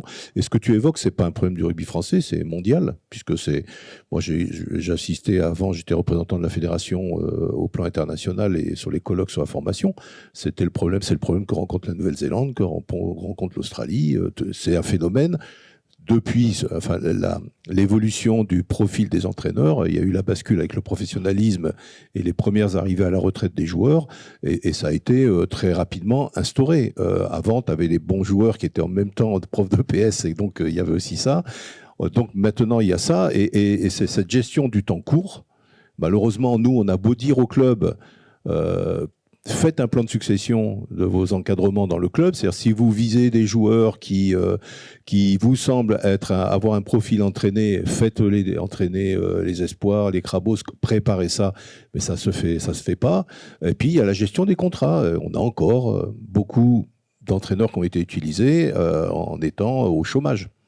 C'est-à-dire, tu vois, sur leur période-là, et fin de contrat, on te négocie une fin de contrat, tu fais encore un an chez nous et après on te garantit d'être entraîneur. Donc il y a tout ce connecté-là qui est vraiment lié à la gouvernance. Clairement, chaque fois qu'il y a eu des tentatives par des clubs de faire prendre l'équipe une par des personnes reconnues pour leurs compétences et qui ont fait leur carrière chez les jeunes comme ça, je ne crois pas qu'il y ait eu beaucoup d'incidents. Il y en a quelques-uns, il n'y a pas eu. Ouais, y a une des stats qui montre en fait que les entraîneurs qui réussissent ont souvent été les entraîneurs, même s'ils ont été anciens joueurs pro, etc., qui ont été formés à travers les équipes de jeunes, qui ont eu du travail, qui se sont occupés des équipes de jeunes. Ça, c'est quelque chose.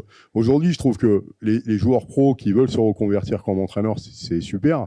Après, simplement, il faut les préparer à ça. Et ce sont les parcours. On prend aujourd'hui, tout le monde dit O'Connell, super entraîneur, tout ça. Quand il était avec les moins de 20 avec l'Irlande, il s'arrachait les cheveux, les staffs des Irlandais. Parce qu'il faisait n'importe quoi. C'était un ancien joueur. Et donc, ils l'ont préparé. Et c'est ça qui est important, en fait. C'est comme les joueurs, en fait, quelque part, se donner les moyens de pouvoir former les joueurs. Et pour moi, par exemple, une des pistes qui n'est pas mise en avant aujourd'hui, mais si on veut former des managers, eh ben, c'est peut-être presque plus intéressant de les envoyer en national ou en fédéral, avec des clubs partenaires avec qui on s'entend bien, pour qu'ils puissent développer ces compétences-là. Mais ça, il y a une vraie question aujourd'hui, c'est-à-dire comment on arrive à faire qu'on crée un environnement qui va nous permettre de sortir encore de meilleurs entraîneurs. On m'entend ? Oui, de rebondir un petit peu. Donc je le redis, issu du handball, donc très intéressé aussi par cette porte d'entrée. Je sens un petit paradoxe et je crois que c'est un des éléments que Doudou nous a mis en haut à gauche. Pardon, Riyad. On se connaissait un petit peu, je me suis permis. On peut. Ah, mais on ne me donne pas les règles du jeu. Et c'est un peu là-dessus où je voulais en venir. Moi, ma question, et j'aurais tendance dans votre sens, je suis plutôt issu de la formation du jeune joueur, et on en parlera demain. Pour moi, ce n'est pas le même métier. On parle d'expertise. Est-ce que j'entends la problématique du joueur professionnel qui peut-être passerait un petit peu vite les étapes dans l'entraînement? Mais être bon formateur de jeunes, ce n'est pas une garantie non plus d'être un entraîneur dans l'expertise du très haut niveau. Et la remarque a été faite tout à l'heure par, j'ai plus ton prénom, je suis désolé, où il parlait justement de ses collègues analystes vidéo qui étaient sur la formation du jeune joueur. Je pense qu'il n'y a pas la même porte d'entrée, donc pas les mêmes compétences, pas le même profil en termes de formation. Et le cœur de la question, c'est celle que vous avez exposée tout à l'heure, c'est les compétences, le périmètre. On peut les acquérir dans le temps. Alors là, c'est un vaste débat. Comment on les valide? Et là, effectivement, c'est toujours plus facile pour un président de club d'aller chercher une forme de sécurité par la reconnaissance d'un nom qui pourrait être infusible. Donc, pour moi, il y a deux débats. Il y a le débat du professionnalisme et de la communication, et il y a le débat de la formation et des métiers. Et je pense qu'on doit être capable de les séparer parce que moi, je n'ai pas la prétention, après 20 ans de boulot dans la formation du jeune joueur de très haut niveau jusqu'à 22 ans, de 12-22 ans, à être capable d'aller entraîner un club professionnel de handball. Ouais. Et pourtant, je suis au plus près de ces problématiques-là au quotidien. Ce qui est important pour moi, c'est le parcours, c'est-à-dire quelles compétences tu dois acquérir. Un joueur qui connaît très très bien l'entraînement de haut niveau et qui connaît très bien le jeu, le fait qu'il aille entraîner les jeunes, ça va lui demander de remettre en cause ce qu'il sait pour essayer, et donc le traitement didactique en fait de l'activité, et ça c'est un gros travail, et ça fait progresser. Et moi le truc que je vois, et c'est valable aussi avec le rugby amateur, c'est pour ça que pour moi, le rugby amateur est aussi un super outil de formation. C'est qu'en fait, dans le monde pro, quel joueur donne réellement son avis sur l'animation de la séance? Qui dit réellement c'était bien ou c'était pas bien? Jamais. Les pros ils disent jamais rien. C'est-à-dire que si c'est nul, ils en parlent dans les vestiaires, ils en parlent au bar entre eux, et peut-être que ça va faire que l'entraîneur se va se couper la tête. Après, ou au président, ceux qui ont la ligne directe vont se plaindre au président, et en fait, il n'y a pas de retour. Quand vous faites des jeunes de 14 ans, 15 ans, 18 ans, quand ils s'emmerdent, ils vous le disent. Ou en tout cas, vous le voyez. Mais c'est une compétence d'animation. Non, mais ça veut dire c'est didactique animation, qui est une compétence, parce qu'on a beau dire, et ça je pense c'est aussi quelque chose qu'on ne prend pas suffisamment en compte, et on peut se le dire, aujourd'hui on a des joueurs pros qui pointent, c'est-à-dire qu'ils se font chier à l'entraînement toute la semaine, et c'est la réalité de la vie de joueurs professionnels. Et donc à un moment donné, il faut aussi que nos entraîneurs pros, ils prennent à un moment donné cette animation, et de dire il y a des moments où il faut donner du dynamisme, de la pêche, que les joueurs ils prennent plaisir à être à l'entraînement. Et ça, c'est un vrai sujet. Parce qu'en fait, aujourd'hui, on évalue nos coachs sur leur compétence de la connaissance du jeu et de l'expertise de haut niveau. Et malheureusement, c'est pas que ça. Surtout, je trouve, dans une équipe nationale, ça peut se faire parce que c'est des rushs, il y a vraiment des moments très courts. Mais dans un marathon du rugby qui dure quasiment 10 mois ou 11 mois avec la préparation, le pire ennemi, c'est la routine. Et donc, si on n'a pas des mecs qui sont des bons animateurs, et des bons coachs sur le terrain qui font vivre les séances, ça ne marche pas. Mais ça suffit pas. On n'a pas dit ça. Ah ouais. Oui, mais il n'y a pas de souci. Ouais. Voilà. Nous, on dit il faut. Ah, mais on peut plus être sur un modèle voilà. Du jour au lendemain quelqu'un qui va entraîner la semaine prochaine. Voilà. Et si j'avais une petite remarque qui est aussi en fait des habitudes qu'on a gardées depuis je ne sais pas combien de temps. En fait, ce que ça met en avant, et moi ça je suis vraiment défenseur de ça, c'est qu'en fait on s'imagine que le mec il va commencer dans nos clubs amateurs, le mec qui n'a jamais fait du rugby, on lui file les moins de 6. Et puis s'il fait gagner un peu l'équipe, qui gagne un peu les tournois, moins de 8. Et moins de 10, et moins de 12. Et puis s'il continue à gagner, en fait, c'est la victoire des équipes qui va faire qu'on va faire de la promotion. Et de la même façon, on a ça, le mec qui a un peu de vécu, il va faire les minimes ou il va prendre les juniors, etc. Et en fait, ce qu'il faut casser, c'est cette image de dire, en fait, il n'y a pas de classification en fait, entre les équipes. C'est en fait quelles compétences on doit mettre en avant avec ces âges-là. Et donc, ça fait partie d'un parcours de formation et de formation continue d'un coach. Et moi, par exemple, on a Xavier Sadourny, qui est sorti du club pro, enfin de l'équipe pro l'année dernière, qui aujourd'hui entraîne les moins de 18. Mais moi, ça m'a permis de rebooster de manière vraiment forte la formation à l'intérieur de nos équipes de jeunes. Et lui, il a fait le chemin. Il a compris, et moi je lui ai dit, ces compétences que tu as acquises dans le rugby pro, il faut à tout prix qu'on les remette en œuvre avec les moins de 18 ans. Et ça, c'est hyper intéressant, mais en effet, il faut qu'ils soient accompagnés, les coachs.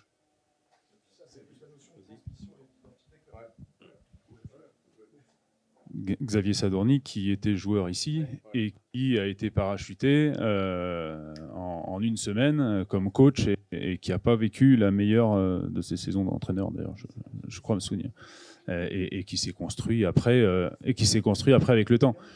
Et quelque chose d'amusant quand on parle. Alors ça regroupe pas mal de choses en termes d'évolution des joueurs pros qui deviennent entraîneurs. Pierre Mignoni, qui est reparti sur Toulon et qui était encore manager il n'y a pas longtemps chez nous, a recruté en tant qu'entraîneur David Atoub, Kendrick Lynn, qui était joueur, Julien Puricelli, Karim Ghezal. Alors, de par son management directif en tous les cas au début, mais aussi de par le temps qu'il leur a accordé et de par la curiosité dont ils ont fait preuve, a fait que bon, je suis peut-être pas objectif, mais j'ai l'impression qu'ils s'en sont pas mal sortis, sachant que je trouve que c'est intéressant, je les ai tous vus intervenir chez les jeunes en parallèle de ce qu'ils proposaient avec les pros, soit au niveau du CDF, soit au niveau des beaucoup plus jeunes. Petite question dans le chat sur la QVT. Je vous la dis comme je l'interprète. Est-ce que la QVT de l'entraîneur n'est pas sacrifiée pour la performance collective des joueurs? Vous avez évoqué le burn-out précédemment. Ouais, c'est un des sujets qui nous préoccupe énormément, en effet, sur la QVT, qualité de vie au travail, et sur les risques psychosociaux. Il est clair que là-dessus, on sait que les managers et les entraîneurs sont soumis à très grosse pression. C'est ce que disait Doudou. Hein. Pardon, excuse-moi, Riyad. Voilà. Donc ça, c'est quelque chose qui est au cœur du sujet. On essaye de travailler dessus. Alors, d'un côté, il y a des protocoles qui peuvent être mis en place, mais d'un autre côté, bien souvent, les managers et les entraîneurs n'en ont pas conscience. Et donc, de fait, ils ne sont pas forcément toujours demandeurs. Alors qu'on sait qu'ils vont vers des problématiques de QVT et de risques psychosociaux. D'accord ? Tout ça, donc, c'est à prendre en amont. Je disais aussi, c'est aussi, problème de contexte, on va dire, du sport et du rugby, où c'est ce qui avait été levé tout à l'heure, on peut arriver à 6h du matin et partir à 22h. Et on trouve ça presque normal, alors qu'on sait très bien que derrière, on a de grandes difficultés d'être performant et de prendre du recul. Parce qu'on se demande aujourd'hui à nos managers et à nos coachs, c'est aussi d'être capable de prendre du recul pour être plus performant derrière avec les joueurs et sur le résultat direct. Voilà, donc ça, c'est vraiment quelque chose qui est pris en compte, sur lequel on essaye de mettre en place au niveau de Tech 15 des accompagnements, mais les sollicitations ne sont pas énormes. Par contre, on essaye bien sûr de sensibiliser les coachs à ce problème-là, bien entendu. Je vous partage par rapport à ça une discussion toute récente. Le top 14 va se lancer sur 15 matchs continus jusqu'au un grand tunnel. Organisation d'un staff, ils ont décidé, et c'est tout cet aspect organisationnel et lâcher prise, au niveau de la préparation physique, de s'attribuer des week-ends. C'est-à-dire clairement de couper avec la compétition. On en revient avec cette notion de fraîcheur mentale, fraîcheur physique, à arriver avec de l'appétit, de l'énergie. On doit être transmetteur d'énergie avant tout dans notre métier. Animateur, ça reste avant ça. Un entraîneur doit être entraînant. Je citerai Jean-Claude Scrella qu'on connaît tous. Mais donc sur cette dimension-là, les 15 week-ends de suite, je pense que d'avoir peut-être cet attribué à l'image un peu de la Pro D2, qui a son calendrier, qui peut-être octroie de la fraîcheur, être capable de le faire par une organisation humaine, ça revient à des qualités managériales également, et c'est une dimension à prendre en compte dans le QVT, justement. Juste pour ajouter que vous connaissez tous le top 14, c'est un rouleau compresseur. Et la saison est terminée, on commence l'autre, donc ça n'arrête jamais. Il est évident que les charges de travail sont exponentielles. Alors, on parle d'arriver à 6h et partir à 22h parce qu'on veut être là, mais c'est aussi parce qu'on s'oblige à être là. C'est-à-dire que si on n'est pas là, on est pareil par rapport aux autres. D'accord ? Donc, il y a déjà une compétition par rapport à ça. C'est-à-dire que c'est du non-dit, mais néanmoins, si tu arrives à 6h, j'arriverai à 6h. Voilà, c'est comme ça. Et donc, quelque part, ça met un engrenage à cette charge de travail qui est, comme je dis, exponentielle et qui détruit les gens. Je veux dire, il faut savoir qu'en plus, si on veut être accompagné, ça n'a pas spécialement bonne presse. Hein. C'est mal vu. Hein. Je veux dire, lorsque vous proposez à un joueur d'être suivi par mentalement, ainsi de suite, il dit même pas, je n'ai pas besoin de psychiatre. Hein. D'accord ? Je n'ai pas besoin de psychiatre. Voilà. Donc, et nous, on est dans la même considération. C'est-à-dire que dans le staff, souvent, ce sont des gens qui sont issus du rugby, qui viennent du milieu du rugby, et ils ont la même approche. Je pense que l'approche mentale, on pense qu'empiriquement, on peut le gérer. Parce que culturellement, on filait des coups de casque au mec et ils rentraient, ils étaient plus performants. Aujourd'hui, c'est terminé. C'est-à-dire, on ne fait plus ça, on ne peut plus faire ça, ça ne marche plus comme ça. Néanmoins, on a quand même ça dans la tête et culturellement, dans l'histoire, on a ça dans la tête. Et avouer qu'on a besoin d'être suivi, on a besoin d'une aide, ça ne fait pas spécialement bonne presse. Voilà. Donc, on est quand même dans une pression régulière, humaine, et qui amène des gens à faire des burn-out. Hein. Il y a des gens qui font des burn-out. Je vais essayer de couper mon président. Non, excuse-moi Marie, une petite chose. Non, on a des staffs. Aujourd'hui, il y a des staffs qui s'organisent pour avoir deux staffs. Un staff qui est au repos et un staff qui bosse. De manière à prévenir ça. Voilà, c'est des choses. Le 7 par exemple. OK. Voilà. Donc, c'est des choses qui vont peut-être arriver, qui vont jouer. Donc, multiplication aussi des staffs, etc. Et ce qui a été dit aussi, c'est qu'il va falloir qu'il y ait une uniformité de pensée et de travail pour le staff, si on arrive à deux staffs qui fonctionnent. Donc ça pose encore d'autres problèmes et c'est encore des évolutions qu'on va avoir. Marie, à toi. Oui, merci. Non, ce que je voulais dire, c'est que Tech 15 a déjà travaillé sur des enquêtes sur les risques psychosociaux il y a quelques années de ça. Et on pensait que justement l'enquête allait mettre en avant que c'était les managers qui étaient en grande difficulté sur les qualités de vie au travail, les conditions de travail. Et en fait, on s'est aperçu que c'était pas forcément les managers, mais que c'était surtout les préparateurs physiques et les analystes rugby. Et c'est vrai qu'aujourd'hui, c'est un sujet qu'on veut remettre sur la table et on travaille avec l'UCPR qui est le regroupement des clubs professionnels sur ce sujet-là. Et on est en train de travailler très prochainement sur une enquête à nouveau pour remettre en lumière des choses, mais pas que mettre en lumière, aussi déployer des actions et des démarches innovantes sur ce sujet-là. Oui, juste, merci. Et juste, c'est vrai que mais la multiplication des staffs, ça pose aussi des problèmes financiers. Donc, je pense qu'on va vite être rattrapé là-dessus parce que moi, j'ai la sensation que le rugby va pas trop, va pas vers plus d'argent, mais il va falloir être un peu plus efficace dans la gestion. Moi, ce qui me semble la base fondamentale et qui a été un débat qu'on a eu il y a quelques années à la fédération, c'est qu'en fait, la première chose pour moi, c'est de respecter le droit du travail. C'est-à-dire qu'aujourd'hui, c'est 2 jours de congé par semaine et il faut se démerder pour que les staffs puissent l'avoir. Donc, et c'est ça qui est hyper important, c'est-à-dire que parce que ce que tu as dit tout à l'heure, c'est complètement juste, c'est-à-dire qu'il y a une sorte d'engrenage qui se met en place en fait à l'intérieur du staff, c'est-à-dire que les gens qui sont un peu en difficulté, ils vont avoir tendance à montrer qu'ils travaillent beaucoup. Ceux qui ont de l'ambition et qui veulent montrer, et souvent c'est un peu le cas, on a les fonctions dans lesquelles on va rentrer au début dans un staff, on est toujours un petit peu à cheval, on a quelques heures dans le staff, on bosse avec les jeunes, on est analyste ou on est préparateur physique ou on est coach spécialiste, et quelque part on veut montrer qu'on est là et donc on a un peu tendance à vouloir en faire toujours plus. Et ça, c'est hyper difficile à gérer parce qu'en effet, ça peut mettre à un certain moment des gens dans des situations hyper compliquées.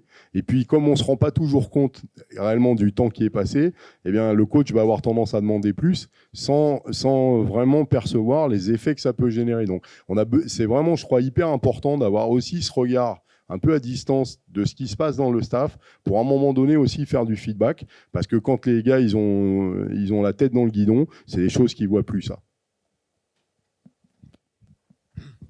On en revient à quelque chose qu'on a évoqué au tout début, l'interaction. C'est-à-dire que sur les interactions, on pense tout de suite à tiens, je t'échange de la data, je t'échange des contenus, je t'échange des techniques, mais il y a aussi juste savoir se parler. Et chose qui est très compliquée, c'est qu'à un moment, on a bossé toute la nuit, il est dimanche, on a rendu les stats, le coach appelle, tiens, il me faudrait quelque chose en plus parce que j'ai eu l'idée au petit-déj, est-ce que tu peux me compter le nombre de pas qu'il y avait ? Non, il y a un moment aussi, il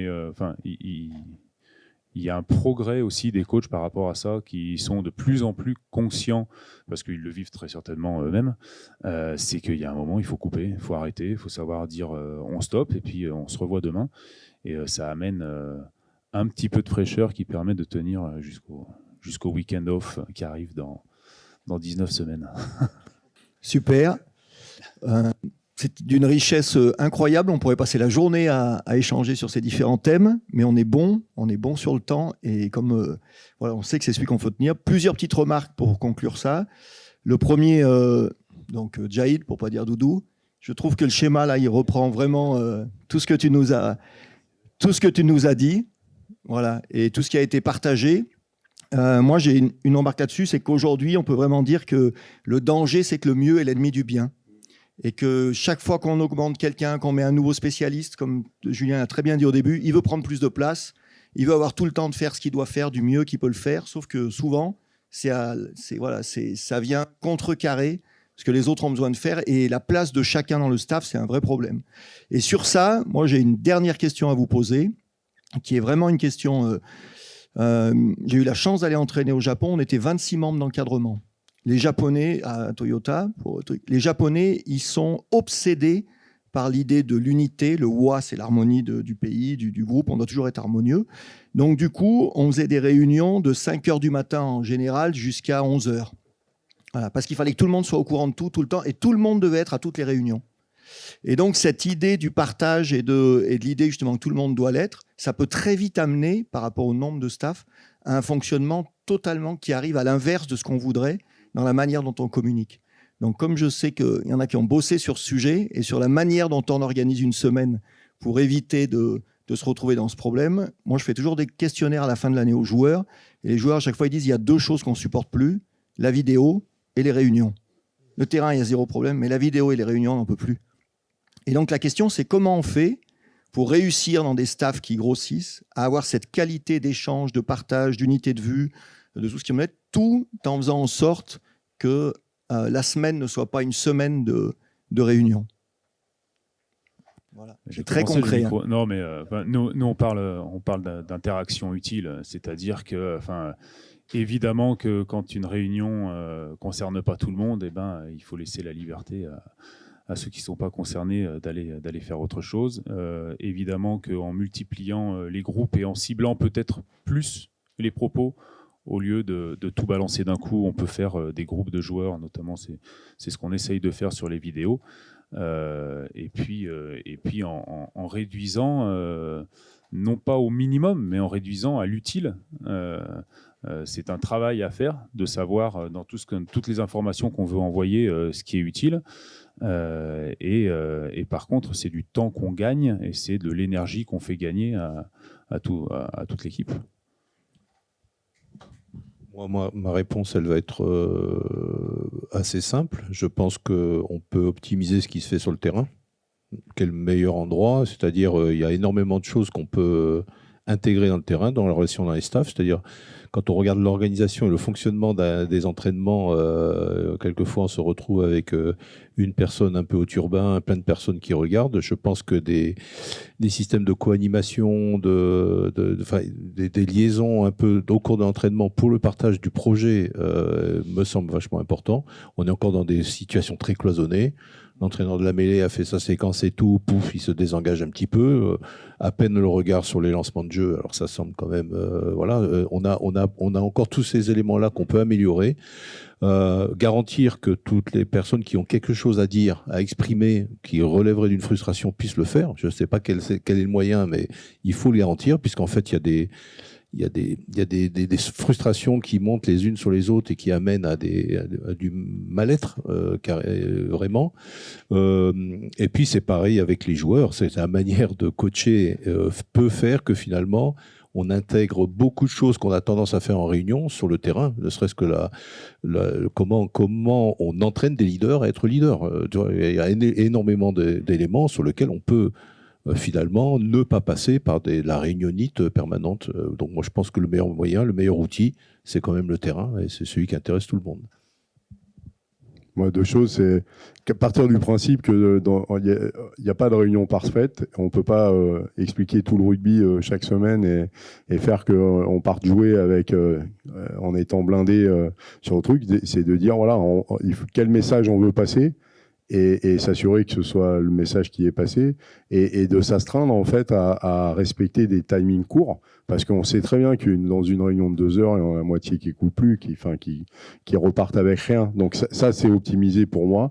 Puis le dernier truc, c'est pas faire tout à la place des joueurs. Je crois que là aussi, le joueur, il est acteur de son projet. Il peut regarder ses vidéos, il peut lui-même faire une séance avec 2 autres joueurs sur un problème technique qu'il maîtrise ou qu'il maîtrise pas avec quelqu'un d'autre. Et ça fait gagner du temps.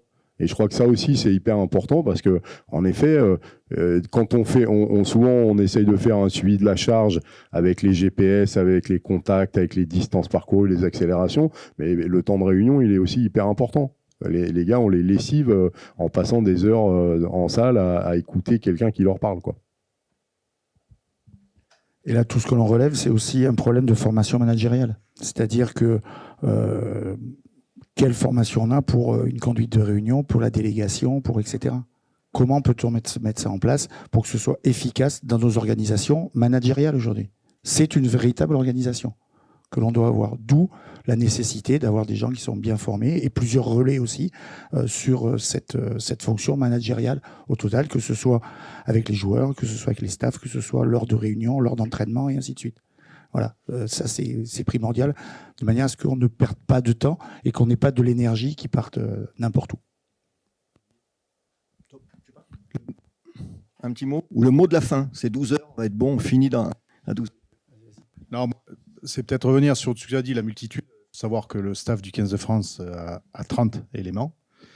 Donc voilà, et tout simplement, je pense, on en revient à tout ce que l'on dit depuis le début, c'est-à-dire, je pense qu'en fait, dès le départ, c'est définir quelle est l'identité du staff, quelle est la culture, on va dire la norme de fonctionnement du staff, et que c'est quelque chose qui doit être entrepris dès le début, bien avant, c'est-à-dire en fait travailler sur comment on fait ensemble, quelle est la place de chacun, forcément.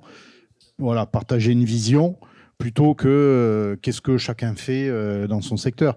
Et qu'à partir de là, quand on partage une vision, qu'on connaît son rôle par rapport à cette vision, ben forcément, c'est plus facile d'organiser les choses et de faire l'économie de certaines réunions ou dans tous les cas, comme le disait Riyad, de ne pas reproduire des modèles de fonctionnement que l'on a pu vivre, qui paraissent effectivement de dire on ne travaille qu'à partir du moment où on est dans la salle staff, et qu'en dehors de cette salle staff, on ne travaille pas. Voilà, c'est des choses qui sont, je pense, à évoquer dès le début, dès la constitution, avec toute l'équipe, et ensuite, après, derrière, c'est au manager, comme le disait Didier, à gérer les choses. Merci à vous.